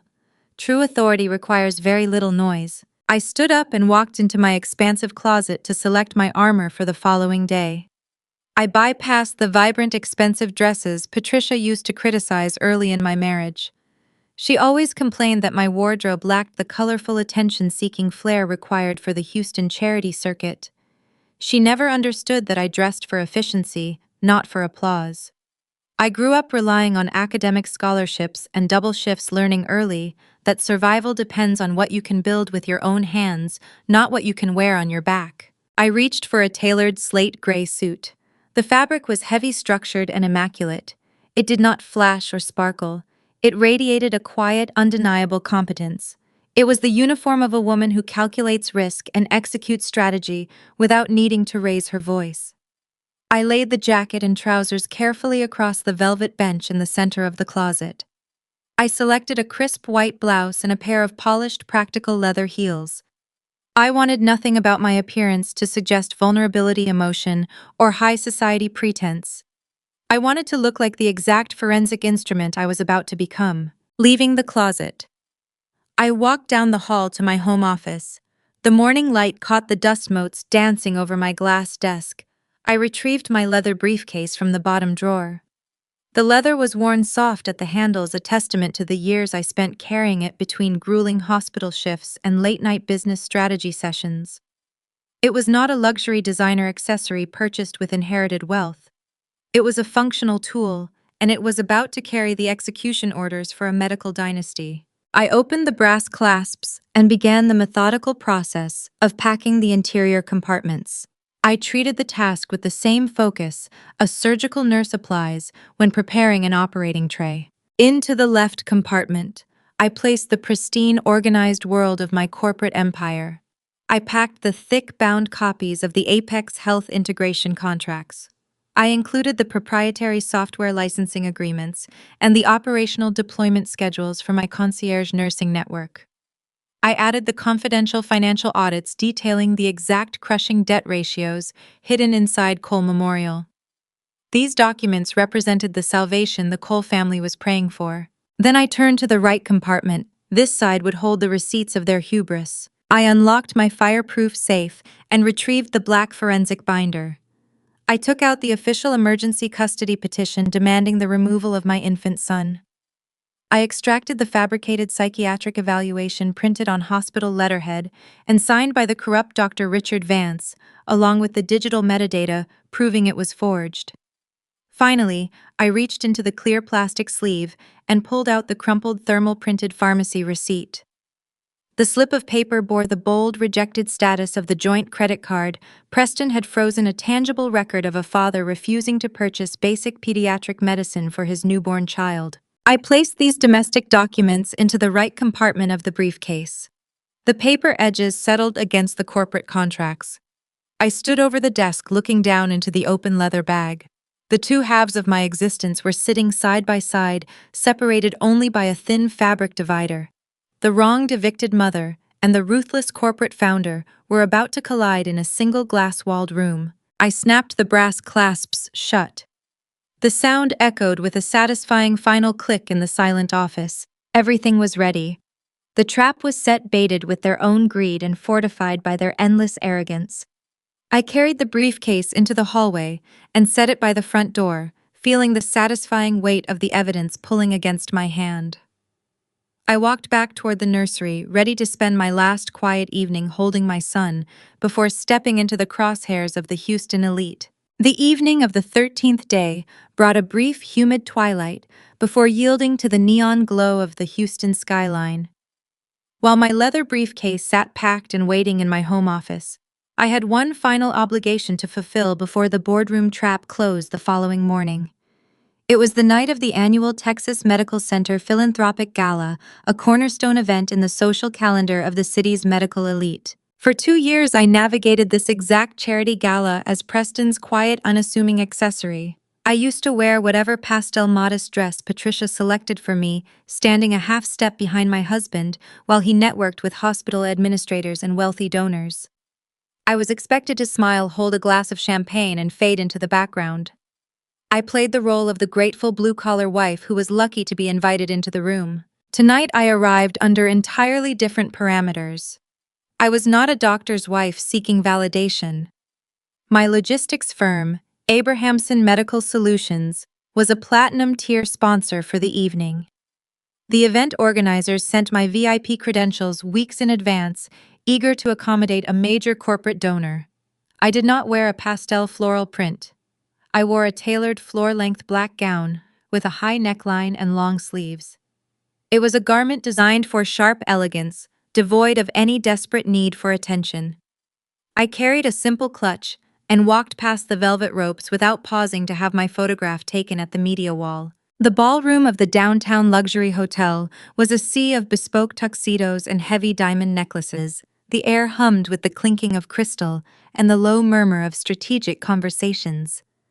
I stepped toward the edge of the room, accepting a glass of sparkling water with a twist of lime from a passing server. I found a quiet vantage point near a towering floral arrangement of white orchids and simply observed the ecosystem. It took less than 20 minutes for the Cole family to make their entrance. Patricia walked through the double doors as if she owned the hotel foundation. She wore a beaded silver gown, her hair arranged in a rigid, perfect style. Preston walked beside her wearing the bespoke suit she had forced him to put on for the impending Apex Health meeting. From a distance, they looked like the pinnacle of Texas medical royalty. But my clinical training taught me how to look past the polished surface. I noted the tightness in Preston's jaw, the slight nervous adjustment of his cuffs, and the dark shadows pressing against the corners of his eyes. The ethics probe and the looming hospital bankruptcy were wearing him down. He was a man performing confidence on an empty tank. They navigated the room greeting various department heads and society wives. And then Patricia turned her head and saw me. I did not avert my gaze. I held my glass of water, maintaining a calm, level expression. I watched the recognition register on her face, followed instantly by a flash of indignant rage. The narrative she had spun at the country club luncheons, the story of the destitute, unstable floor nurse who fled into the night, was fundamentally incompatible with the woman standing gracefully by the orchids. Patricia did not possess the restraint to ignore me. She tapped Preston on the arm, whispered something sharp in his ear, and marched directly across the ballroom floor. Preston trailed half a step behind her, his face pale and tight. Astrid, Patricia said, her voice pitched loud enough to ensure the surrounding guests could hear. Several prominent surgeons and their wives turned their heads, their conversations halting. "What on earth are you doing here?" she demanded, looking me up and down with theatrical disdain. I took a slow sip of my sparkling water. "I am attending the gala, Patricia." She let out a harsh, incredulous laugh. "Attending? You do not just attend this event. This is an exclusive foundation dinner. The tickets are $5,000 a plate." She stepped closer, her voice carrying an edge of performative pity. "Did you sneak in through the service elevator? Or did someone from the catering staff take pity on you and lend you a dress?" The surrounding guests exchanged uncomfortable glances. This was the exact social theater Patricia lived for. She wanted to humiliate me in front of the very people Preston needed to impress. She wanted to shrink me back into the box she had built for me, reasserting her dominance in her preferred arena. "You need to leave," Preston muttered, stepping up beside his mother. His eyes darted nervously around the crowd. "You are going to cause a scene. You do not belong here, Astrid. Have some dignity and walk out before Mom calls security." I looked at my husband. He was terrified. He was trapped between the mother who controlled his life and the wife he had thrown into the rain, and his only instinct was to align with whoever held the most immediate power. "I do not need to leave, Preston," I said, my tone even and unbothered. "I am exactly where I am supposed to be." Patricia scoffed, raising her hand to signal a nearby event coordinator. "I am not going to tolerate a deranged woman stalking my family," she announced to the small crowd that had gathered. "This woman is unwell. She needs to be escorted off the premises immediately before she causes harm to the guests." Before the event coordinator could take a step, a new voice cut through the tension. "Ms. Abrahamson, it is a genuine pleasure to finally see you outside of a boardroom." The crowd parted seamlessly. Dr. Victor Barrett, the chief of surgery at Houston Methodist, walked into the circle. He was a titan in the Texas Medical Center, a man whose reputation and clinical authority far eclipsed the failing legacy of Cole Memorial. Preston had spent his entire career trying and failing to secure a simple golf invitation from Dr. Barrett. Dr. Barrett ignored Preston entirely. He bypassed Patricia as if she were a piece of generic hotel furniture. He stepped directly in front of me and extended his hand. I shifted my glass to my left hand and returned his firm handshake. "Dr. Barrett, it is a beautiful event tonight." He smiled warmly.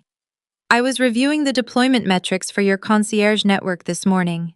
The readmission drop your team achieved on our cardiovascular wing last quarter is nothing short of extraordinary. The hospital board is thrilled with Abrahamson Medical Solutions. You have revolutionized our post-operative care protocol, and we look forward to expanding our regional contract." The silence that fell over Patricia and Preston was profound. It was the kind of quiet that follows a sudden change in atmospheric pressure. Preston stared at Dr. Barrett, his mouth slightly parted. Patricia blinked rapidly, her mind struggling to process the data. The most powerful surgeon in Houston had just bypassed them to express deep professional admiration for the woman they claimed was a destitute, psychotic floor nurse. The narrative she had so carefully constructed was disintegrating in front of her country club peers. "Oh, Victor," Patricia interjected, her voice trembling with forced, confused sweetness. "You must be mistaken. This is Astrid. She used to be a floor nurse at our hospital. She is not a chief executive. She does not run a company.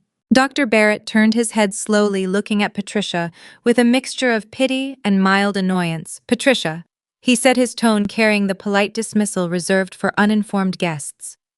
Ms. Abrahamson is the founder and sole owner of the most efficient healthcare logistics firm in the state.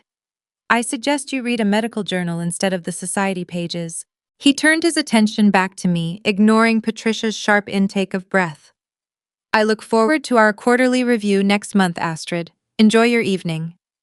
Dr. Barrett nodded respectfully and walked away, rejoining his colleagues near the center of the ballroom. The small crowd of onlookers dispersed quickly, pretending they had not just witnessed the public humiliation of the Cole family matriarch. Patricia stood rooted to the carpet, her face flushed a dark, angry red. She opened her mouth to speak, to spin a new lie, to somehow regain control of the narrative, but no words came out. The prestige she used as a weapon had just been used to silence her. Preston looked at me, his eyes wide, his arrogant facade fracturing into pieces. For the first time in 2 years, he was looking at his wife and realizing he had no idea who I actually was. He saw the tailored dress, the steady posture, and the calm, unyielding expression. He saw the woman who did not beg, did not cry, and did not break when he threw her out into the storm. I did not offer them an explanation. I did not gloat or list my corporate assets. Explaining your success to people who are committed to misunderstanding you is a waste of breath. I had what I needed from this evening. The final friction was applied, and the psychological groundwork for the boardroom was set. I looked down at my glass, took one last sip of the sparkling water, and set it gently on a passing server's tray. I turned my gaze back to my husband. The terror in his eyes was palpable. He knew something monumental was shifting beneath his feet, but he could not see the shape of the trap. "I will see you tomorrow, Preston," I said softly. I did not wait for a response. I turned and walked toward the exit, my heels clicking a steady, unhurried rhythm against the marble floor of the lobby. I left them standing by the orchids, unnerved, confused, and stripped of their social armor. The gala was merely a prelude. The true reckoning awaited them in the morning inside a glass-walled boardroom where high society gossip held no currency and only the forensic truth mattered. The 14th day broke over Houston with a blinding, sterile brightness, burning away the lingering humidity of the previous night. I drove my unassuming sedan into the cavernous subterranean parking garage of the Apex Health Regional Headquarters. The building stood as a towering monolith of steel and reflective glass, an architectural monument to corporate efficiency, located deep in the heart of the downtown business district. I parked the vehicle and retrieved my weathered leather briefcase from the passenger seat. I wore the tailored slate gray suit I had selected the previous morning. The structured fabric functioned as modern armor, offering no concessions to high society aesthetics or superficial trends. I walked toward the private executive elevators, my heels producing a sharp rhythmic echo against the polished concrete floor. My journey from a struggling nursing student to this exact subterranean garage felt both agonizingly long and remarkably brief. When my parents died during my freshman year of college, I inherited nothing but a strong work ethic and a formidable stack of medical bills. I learned to navigate bureaucratic labyrinths out of sheer necessity. That same survival instinct drove me to build a healthcare logistics firm during the exhaustion of 12-hour hospital shifts. Preston and Patricia Cole never understood that kind of labor. They inherited their status floating on a cushion of generational wealth and unearned prestige. They assumed my quiet demeanor indicated submission. They mistook my patience for weakness.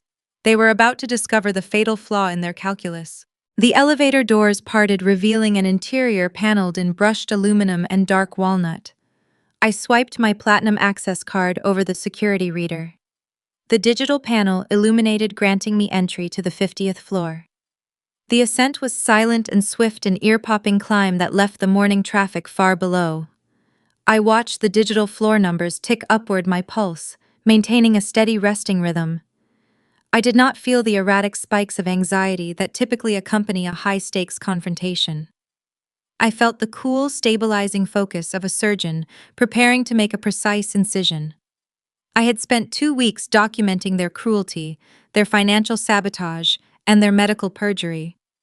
The time for gathering evidence had concluded. The time for execution had arrived.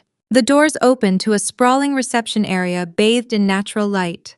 The floor-to-ceiling windows offered a panoramic view of the sprawling Houston metropolis, a concrete ocean stretching toward the Gulf Coast, with the distant towers of the Texas Medical Center visible on the horizon. A polished receptionist stood behind a curving marble desk. She smiled warmly, recognizing me from my preliminary operational meetings with the conglomerate executives months prior. She informed me that the stakeholders from Cole Memorial were already seated inside the primary boardroom. The Apex Chief Executive Officer, Jonathan Pierce, was awaiting my arrival to initiate the proceedings. I thanked her, adjusted my grip on my heavy leather briefcase, and walked down the wide carpeted corridor. The primary boardroom sat at the end of the hall, enclosed by thick frosted glass walls that offered privacy while projecting an atmosphere of transparent power. I paused just outside the heavy double doors. Through a narrow, clear vertical pane near the handle, I could observe the occupants before I made my entrance. The room was anchored by a formidable mahogany table that stretched 20 feet across the center of the space. Patricia Cole sat near the middle of the table, flanked by two corporate attorneys holding thick legal pads. She wore a tailored navy dress, her posture rigid, her hands clasped tightly in front of her. She projected an image of serene control, but her rigid stillness betrayed her underlying desperation. Preston sat to her right. The shadows beneath his eyes were starker in the harsh daylight of the executive suite. He adjusted his silk tie, his fingers twitching with nervous energy. The recent days had aged him. He was a man accustomed to wielding unquestioned authority in his operating theater, but in this corporate arena, he was a subordinate pleading for his professional life. The impending hospital bankruptcy and the active state medical board ethics probe were suffocating him. Jonathan Pierce sat at the head of the table. He was a shrewd, pragmatic veteran of healthcare acquisitions, projecting relaxed confidence. He reviewed a digital tablet, unbothered by the palpable anxiety radiating from the Cole family delegation. Jonathan did not care about Patricia and her country club pedigree. He cared about readmission metrics, profit margins, and the proprietary concierge nursing software that my company provided. I was waiting for the final variable to enter the equation. I reached out and gripped the heavy chrome handle of the boardroom door. I pushed it open. The hinges were perfectly silent, but the sudden shift in air pressure caused every head in the room to turn toward the entrance. I stepped over the threshold. The physical shock that rippled across the faces of my husband and mother-in-law was visceral, a raw, unfiltered display of cognitive dissonance. Patricia dropped her gold pen.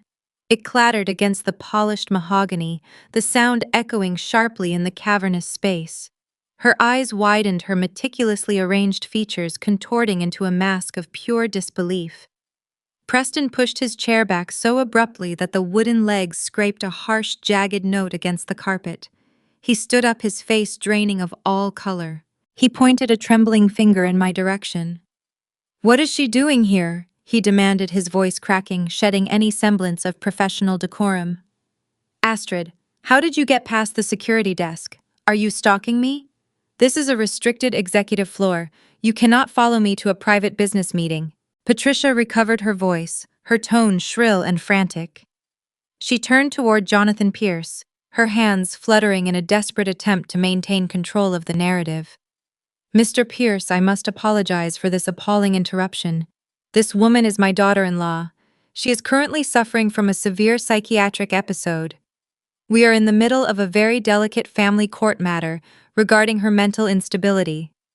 I insist you have your security personnel remove her from the building immediately before she causes a dangerous disturbance." The two corporate attorneys shifted uncomfortably in their leather chairs, exchanging alarmed glances. They were prepared to negotiate debt restructuring, not to mediate a domestic crisis. I did not raise my voice to defend my sanity. I did not flinch at the accusations. I maintained my steady, unhurried pace, walking the length of the room until I reached the empty chair situated directly across the table from Preston. The Houston skyline loomed large behind me, casting long rays of morning sunlight across the polished wood. I set my worn leather briefcase onto the mahogany surface. The soft thud of the bag commanded an instant involuntary silence from the Cole delegation. I unfastened the brass clasps with two sharp, decisive clicks. I reached into the left compartment, bypassing the contracts and the financial audits, and retrieved a heavy, solid acrylic name placard. I placed it gently on the table, centering it precisely in front of my chair. The engraved silver lettering caught the overhead light. It read, Astrid Abrahamson, Chief Executive Officer. Jonathan Pierce stood up from the head of the table. He did not signal for security. He did not look at Patricia or acknowledge her frantic warnings. He smiled a genuine expression of corporate respect and walked over to my side of the table. He extended his hand. I took his hand, delivering a firm, professional handshake. It is a pleasure to see you again, Astrid, Jonathan said, his voice projecting calm authority across the silent room. Thank you for making the time to execute these final integration agreements in person. I know your operational schedule is incredibly demanding this quarter. Jonathan turned his attention back to the bewildered Cole delegation. Preston was still standing, his arm frozen in midair, his mouth slightly parted. Patricia was staring at the acrylic placard, as if it were a venomous snake resting on the mahogany wood. Jonathan gestured toward me with open, deferential respect. Dr. Cole, Patricia, Jonathan said, his tone polite but firm. I understand you have a personal history, but please allow me to formally introduce you to the architect of this acquisition. This is Astrid Abrahamson, the founder and sole owner of Abrahamson Medical Solutions. She holds the exclusive proprietary patents for the post-operative concierge network that Apex Health requires to finalize your hospital buyout. Without her direct authorization and signature today, this merger will not proceed. The air evaporated from the room. The silence that followed was not merely quiet, it was the crushing, suffocating vacuum of a collapsed reality. The grand, arrogant illusion that Patricia and Preston had spent their entire lives cultivating shattered against the impenetrable wall of my corporate standing.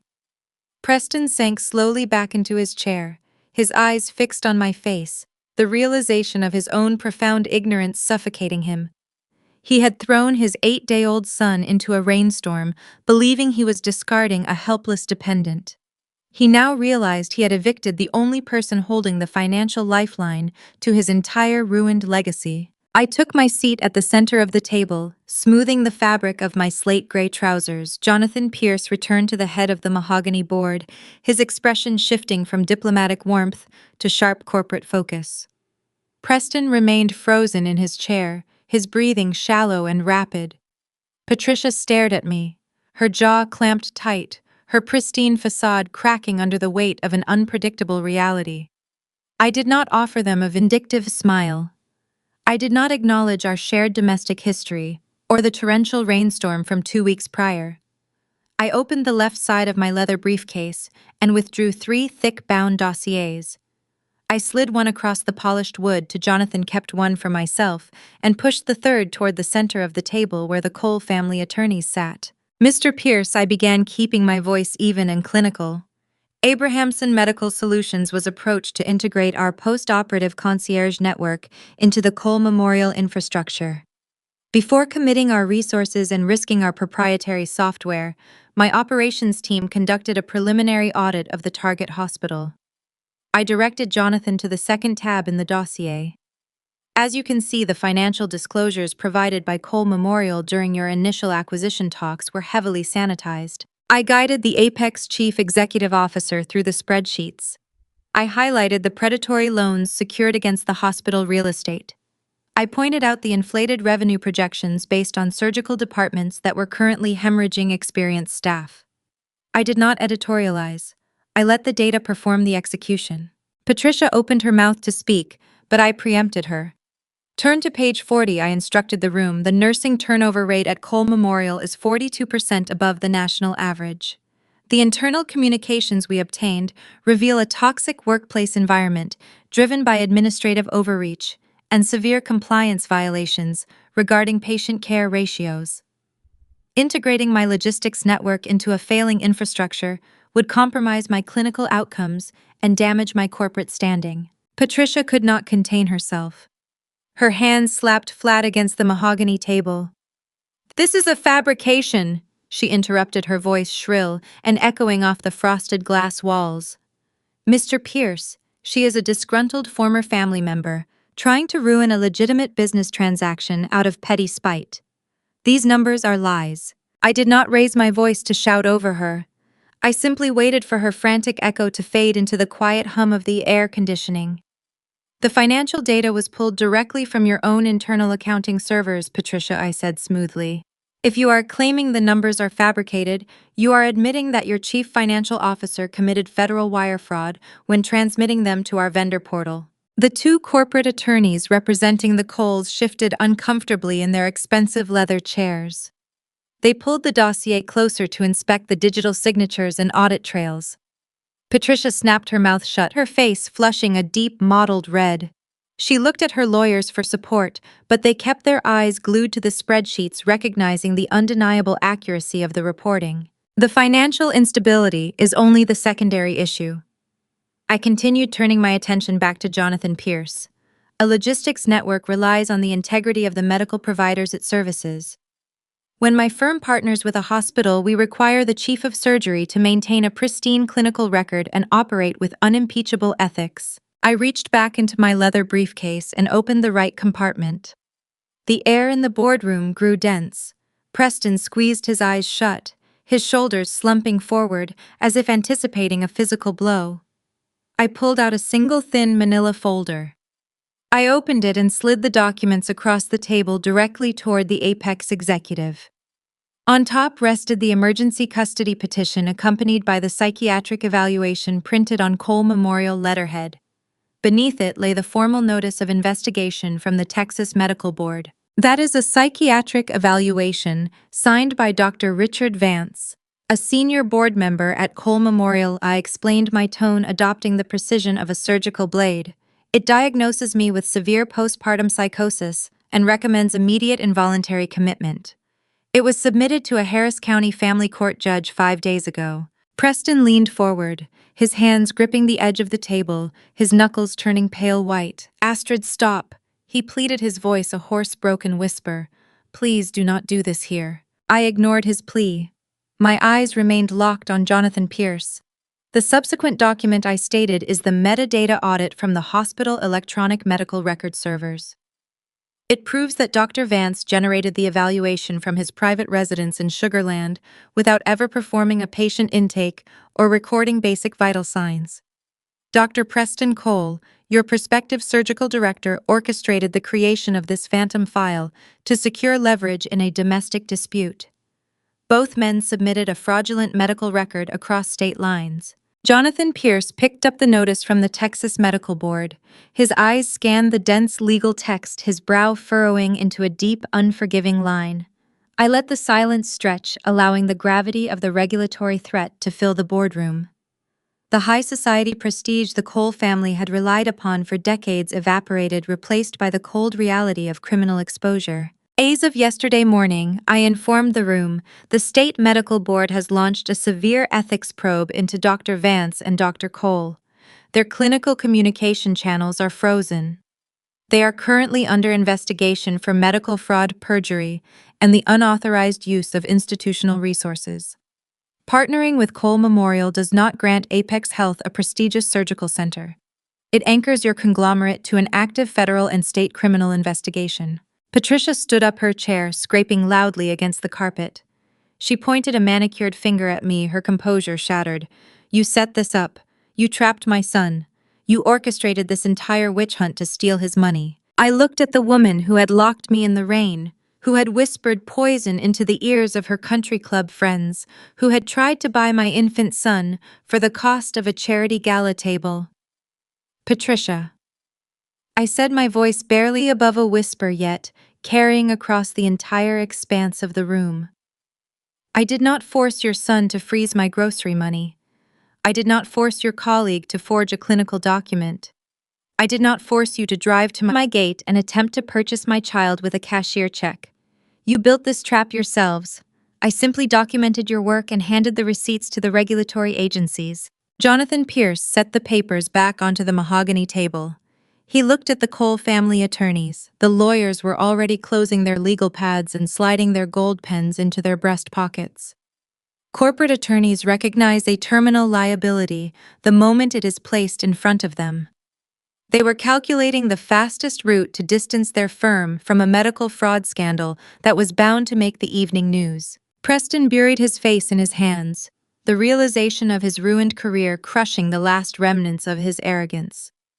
The boardroom was no longer a negotiation space. It was the site of a forensic demolition. I sat back in my chair, folding my hands in my lap, and watched the Cole family legacy crumble under the weight of its own hubris. Jonathan Pierce closed the manila folder and rested his hands flat against the mahogany surface. Corporate executives who navigate $100 million acquisitions do not hesitate when presented with terminal liability. They operate with a ruthless clinical efficiency designed to protect their capital. He did not offer Patricia a polite apology. He did not ask Preston for an explanation regarding the forged psychiatric evaluation or the looming medical board ethics probe. The evidence I provided was self-authenticating and irrefutable. The acquisition of Cole Memorial is no longer viable. Jonathan stated, his tone shifting into a cold administrative register. Apex Health is withdrawing the term sheet effective immediately.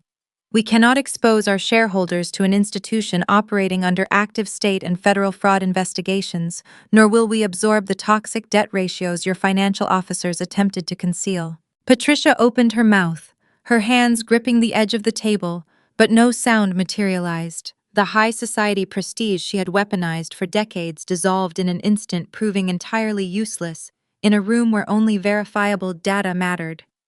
She looked at her corporate attorneys, searching for a legal maneuver, a loophole, or a lifeline.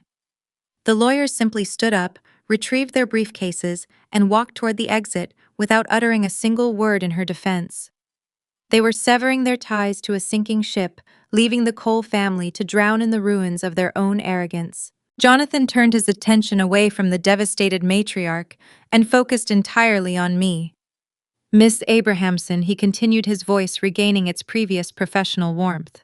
Apex Health still requires a premier post-operative logistics network to service our existing southern regional facilities. Since Cole Memorial is no longer a candidate for our portfolio, we would like to partner exclusively with Abrahamson Medical Solutions to build a new independent infrastructure from the ground up. We are prepared to reallocate the acquisition capital directly into a joint venture with your firm. I nodded, acknowledging the pivot. My operations team will transmit a revised proposal by the close of business on Monday, Jonathan. I look forward to finalizing the new parameters. I reached across the table, retrieved my acrylic name placard, and placed it back into the left compartment of my leather briefcase. I fastened the brass clasps, the sharp clicks echoing in the hollow silence of the boardroom. I did not look at Patricia as her pristine facade melted into a portrait of profound, silent panic. I did not look at Preston as he sat paralyzed in his chair, comprehending the totality of his ruined career. The Cole family legacy was instantly bankrupted, dismantled, not by a vengeful scream, but by the quiet presentation of their own actions. I picked up my bag, turned on my heel, and walked out the heavy glass doors. The corridor outside the boardroom was expansive and bright-lined with floor-to-ceiling windows overlooking the dense Houston skyline. I walked toward the executive elevators, my heels clicking a steady rhythm against the polished stone floor. Before I could reach the call button, the boardroom doors burst open behind me. "Astrid, wait!" a voice called out, hoarse and frantic. I stopped and turned around. Preston was stumbling down the hallway, his bespoke suit looking suddenly oversized on his rigid frame. He closed the distance between us, his chest heaving as if he had just run a marathon. The surgical brilliance and the inherited arrogance that had defined his entire existence were gone. He was stripped of his mother, his title, and his wealth. He stood before me as a terrified, hollow man facing the consequences of his own cowardice. "Astrid, please," Preston begged, raising his hands in a desperate, pleading gesture. "You cannot do this. You have to talk to the medical board. You have to tell them the evaluation was a misunderstanding. They are going to suspend my license, Astrid. They are going to take everything. We are a family. I am your husband. You cannot destroy my career over an argument." I stood in the sunlit corridor and looked at the man I once promised to build a life with. I did not feel a sudden surge of vindictive joy. I did not feel the hot, blinding rush of anger. I looked at him and felt nothing but profound, unwavering pity. He genuinely believed that stripping a mother of her child and forging clinical documents constituted a simple argument. He still viewed himself as the victim of an unfair circumstance, unable to grasp the magnitude of the cruelty he had endorsed. I rested my briefcase on a small marble console table near the window. I unfastened the brass clasps one final time. I reached into the right compartment, bypassing the corporate contracts and the legal petitions, and retrieved the crumpled thermal paper I had saved from the pharmacy. I turned back to Preston and held the small slip of paper out toward him. He stared at it, confusion replacing the panic in his eyes. He reached out with a trembling hand and took the receipt.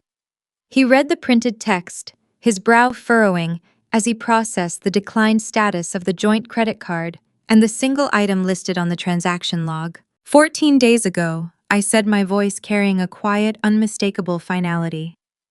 14 days ago, a brutal rainstorm moved off the Gulf and flooded the streets of River Oaks. You stood in your foyer, hiding behind your mother, and you threw your 8-day-old son out into the freezing downpour. Preston opened his mouth to formulate an excuse, but I did not give him the oxygen required to speak. You did not ask if we had a safe place to sleep, I continued, holding his gaze with a chilling clinical focus. You did not ask if your son was warm. You sent me a text message threatening to withhold my child, and then you froze the account that held our grocery money. This receipt is the physical record of a father attempting to starve his own infant to secure a forced apology. You tried to break me, Preston, because you assumed I was weak. I watched a tear spill over his lower eyelid, tracking a slow path down his pale cheek.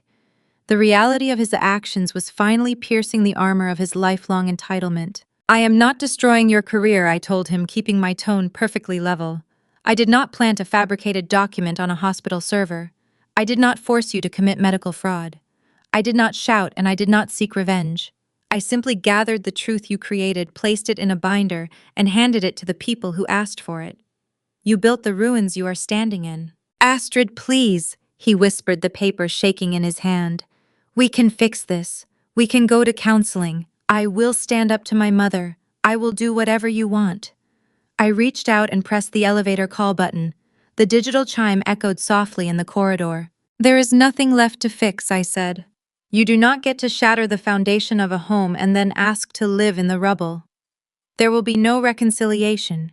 You will only communicate with me through Marcus Caldwell regarding the divorce and the supervised visitation schedule for Leo. Do not contact my phone again. The brushed steel doors of the elevator slid open with a soft mechanical hum.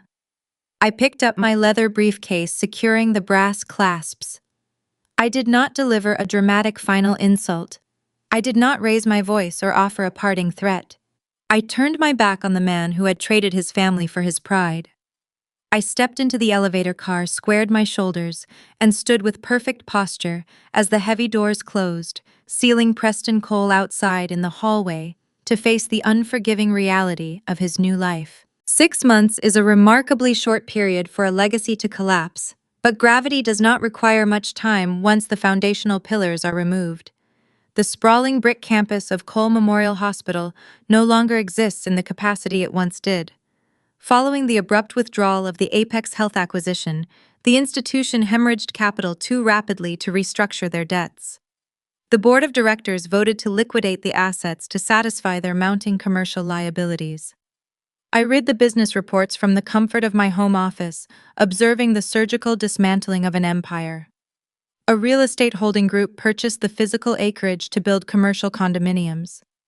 A rival medical network bought the surgical equipment, the imaging machines, and the sterile supply caches for pennies on the dollar. The heavy bronze letters spelling the Cole family name were unbolted from the limestone facade above the main entrance and hauled away in the back of a commercial salvage truck. The physical monument to their generational prestige was dismantled and sold for spare parts, leaving a vacant lot waiting for new development. They had spent decades building a fortress of arrogance, only to watch it crumble under the weight of a single forensic audit. The structural collapse of the hospital mirrored the professional demolition of its chief of surgery. The Texas Medical Board concluded its preliminary ethics probe into the forged psychiatric evaluation. The state investigator did not show leniency to a legacy surgeon who weaponized his clinical authority to manipulate a family court proceeding. The governing body suspended Preston's medical license pending a formal fraud investigation, and they referred the perjury evidence to the county district attorney for criminal prosecution. Preston can no longer scrub into an operating room. He cannot prescribe a simple antibiotic or consult on a routine case. The sterile, controlled environment where he once wielded unquestioned authority is now permanently closed to him. He spends his days meeting with criminal defense attorneys, draining whatever personal savings he managed to salvage from the hospital liquidation. During our final custody hearing, he sat across the courtroom from me. His bespoke suits hung loosely on a thinning, exhausted frame. The arrogant posture he carried for his entire life was replaced by a hollow, quiet defeat. The family court judge reviewed the forensic binder Marcus Caldwell compiled, reading the timeline of financial abandonment and the undeniable proof of the fabricated medical records. The ruling was swift and unambiguous. I secured full, uncontested sole managing conservatorship of Leo. Preston lost all legal rights to make educational or medical decisions for the son he tried to steal. The court granted him supervised visitation, restricting his access to 2 hours on alternating Saturdays inside a monitored facility. He must sit in a room with a court-appointed social worker and watch my son play, knowing he traded his family for his pride. Patricia Cole discovered that high society loyalty is entirely conditional. The Houston elite forgive many transgressions, but they do not forgive public humiliation, and they run swiftly from financial ruin. The defamation she attempted to seed in the country club lounges died the moment the state medical board published their findings in the public record. The wealthy wives who once attended her lavish charity galas stopped returning her phone calls. The hospital foundation removed her from the board of directors, citing the strict need to distance the charity from the ongoing fraud investigation. I heard through the quiet network of former hospital administrators that Patricia attempted to attend a winter philanthropic dinner, only to find her name removed from the guest list at the door. She was turned away in the lobby of a hotel she used to treat like her own private living room. Patricia is now a pariah in the only world she ever valued. She remains isolated inside the silent, echoing halls of the River Oaks estate. The property taxes are mounting, and the looming threat of foreclosure hangs over the property, yet she refuses to downsize. She sits surrounded by expensive antique furniture and imported rugs, holding on to a social status that evaporated into thin air. She spent her life orchestrating elaborate performances to ensure she looked flawless from the outside. Now the audience is gone, and the theater is entirely empty. The passage of time heals the acute sting of betrayal, replacing the initial shock with a durable, profound clarity. I stepped out onto the wide back porch of my Woodlands estate. The late October evening brought a welcome reprieve from the brutal summer heat settling over the pine trees in a warm, gentle dusk. The sky faded from a bruised purple into a deep indigo, and the early autumn breeze carried the crisp scent of dry leaves and cedar wood. I walked toward the edge of the wooden deck and sat down in a cushioned wicker chair. The sprawling 4 acres of private woodland stretched out before me, a dark, quiet sanctuary, insulated from the relentless noise of the city. I breathed in the fresh air, letting the remaining tension of the past few months dissolve into the calm Texas night. A few feet away, resting in a woven wicker bassinet, Leo was sleeping soundly. He was no longer the fragile newborn wrapped in a damp fleece blanket while a storm raged around us. He was a thriving, sturdy infant who smiled when he woke and gripped my fingers with surprising strength. I reached over and gently adjusted the light cotton blanket draped over his small legs. His chest rose and fell in a steady, unbothered rhythm. He will grow up in a home devoid of conditional love and high society pretense. He will learn how to build things with his own hands, and he will respect the dignity of hard work. He will never know the cold, calculating environment of the River Oaks estate, and he will never have to earn his grandmother's affection by performing for the neighbors. I leaned back in my chair, feeling a deep, abiding peace settle over my heart as I watched him dream. I turned my attention to the glass patio table beside my chair. A thick stack of corporate documents rested on the smooth surface, illuminated by the soft amber glow of a single outdoor lantern. It was the final operational expansion contract for Abrahamson Medical Solutions. Following the collapse of the Cole Memorial deal, the executives at Apex Health recognized the undeniable efficiency of my logistics network. They returned to the negotiating table with a far more lucrative proposal, free from the toxic entanglement of my former in-laws. I spent the last 3 months structuring a multi-state joint venture. The agreement waiting for my signature would deploy our proprietary post-operative nursing software into 47 regional hospitals across the southern states. It was a multi-million-dollar expansion that would cement my company as a dominant force in the national healthcare sector, proving that ethical data-driven care could outlast any legacy institution. I picked up my favorite silver fountain pen, the one I bought the day I secured my first round of seed funding. I unscrewed the cap and placed the nib against the heavy bond paper. My hand did not shake. I signed my name with a fluid, steady motion, authorizing a new chapter for my business and confirming the security of my family.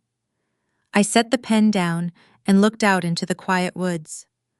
For a long time, I thought surviving meant fighting back with the same volume and cruelty that the world threw at me. I thought strength was measured by the damage you could inflict upon your enemies. The Cole family taught me a different lesson. They taught me that true power is not about destroying the people who hurt you. True power is about building a fortress so strong, so legally and financially impenetrable that their cruelty can never reach you again. You do not need to scream to win. You do not need to argue with people who are committed to misunderstanding your worth. You just need to build a life where their voices no longer matter. I sat on my porch listening to the crickets and the soft breathing of my son, and I knew the war was over. The quiet is the ultimate victory. When we look at the lives we are building for our children, what exactly are we handing down to the next generation? In modern American society, it is incredibly easy to become blinded by the tangible external markers of success. We often measure the quality of our parenting by the exclusive neighborhoods we secure, the elite college degrees we fund, and the prestigious social circles we navigate. We chase the American dream of prosperity, sometimes forgetting that material wealth is a poor substitute for moral courage. Astrid's journey reveals a chilling truth about what happens when a family prioritizes an immaculate public image over the private, painstaking development of character. The Cole family built a towering empire of medical prestige in Houston, yet they raised a son who lacked the basic human decency to protect his own newborn child from a midnight rainstorm. This stark contrast forces us to look closely in the mirror and ask hard questions about the traditional family structure and the true nature of the inheritance we leave behind. The foundation of any meaningful, sustainable life is willpower. In our culture, we frequently mistake willpower for loud, aggressive defiance. We think of strength as screaming back at the people who wrong us or dominating a room with sheer volume. But true resilience is profoundly quiet. It is the ability to endure hardship and maintain your composure when the world attempts to strip away your dignity. As parents, the absolute greatest disservice we can do to our growing children is to shelter them entirely from adversity. When we insulate our kids in a protective bubble of wealth and unearned privilege, we risk creating a generation of incredibly fragile adults. Preston Cole stands as the tragic result of this exact parenting failure. He was handed every material advantage imaginable, a prestigious medical career, a luxury estate, and a sense of superiority he never had to work for. Yet because he was never allowed to face the natural consequences of his own actions, he grew into a man who surrendered his moral compass the exact moment his mother demanded it.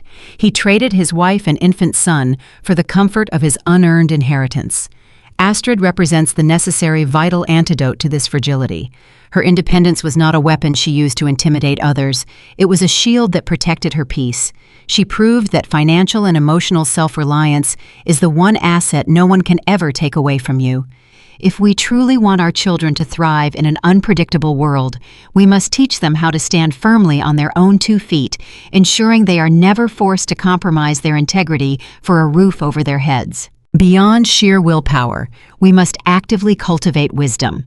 In a digital culture that frequently rewards instant outrage and snap judgments, emotional awareness is a rare and vital skill. Wisdom is the capacity to find stillness in the center of chaos. When Astrid was falsely accused, evicted, and subjected to a vicious smear campaign among the city elite, the natural human instinct would have been to retaliate with equal volume. Most people would have taken to social media to defend their honor or confronted their abusers in a public fit of rage. Astrid chose the far more difficult path of profound clarity. She understood that fighting a baseless rumor only lends it credibility.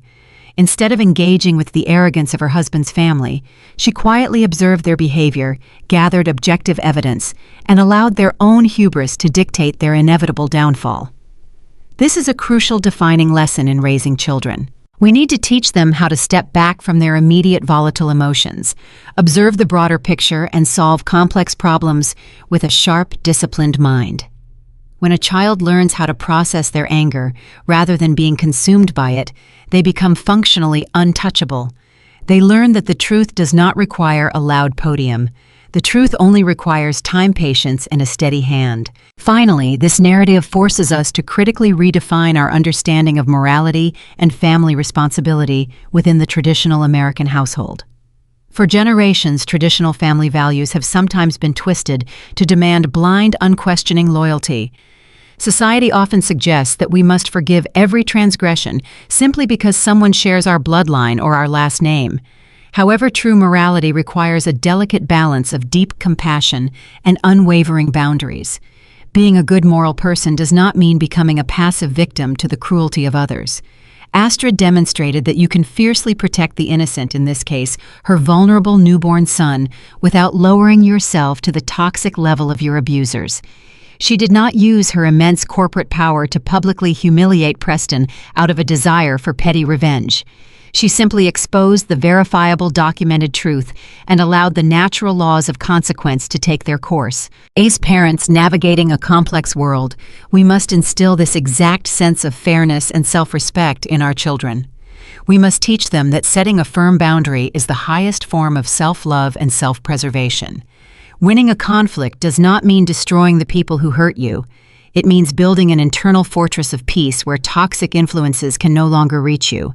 These stories of profound resilience, quiet competence, and ultimate justice resonate deeply because they reflect the silent personal battles so many of us fight behind closed doors. If you found value in this reflection and want to explore more narratives about people reclaiming their power, please follow Orange Vengeance. We share stories that remind you of your own hidden strength. We spend our entire lives trying to leave a lasting legacy. We buy the right houses in the right zip codes, we secure the right jobs, and we meticulously curate a life that looks flawless from the sidewalk. But prestige is incredibly fragile. A legacy built entirely on vanity and social climbing will collapse the moment it is tested by the truth. The only inheritance that truly matters is the strength of character you instill in your children. Honesty, emotional intelligence, and the courage to do what is right, even when it costs you your comfort, are the things that endure. Think about the invisible walls you are building around your own family today. Are you raising children who will cower in the foyer when the storm comes? Or are you raising children who know how to walk out into the pouring rain and build a sturdy shelter of their own? The answer might be sitting directly across your dinner table right now.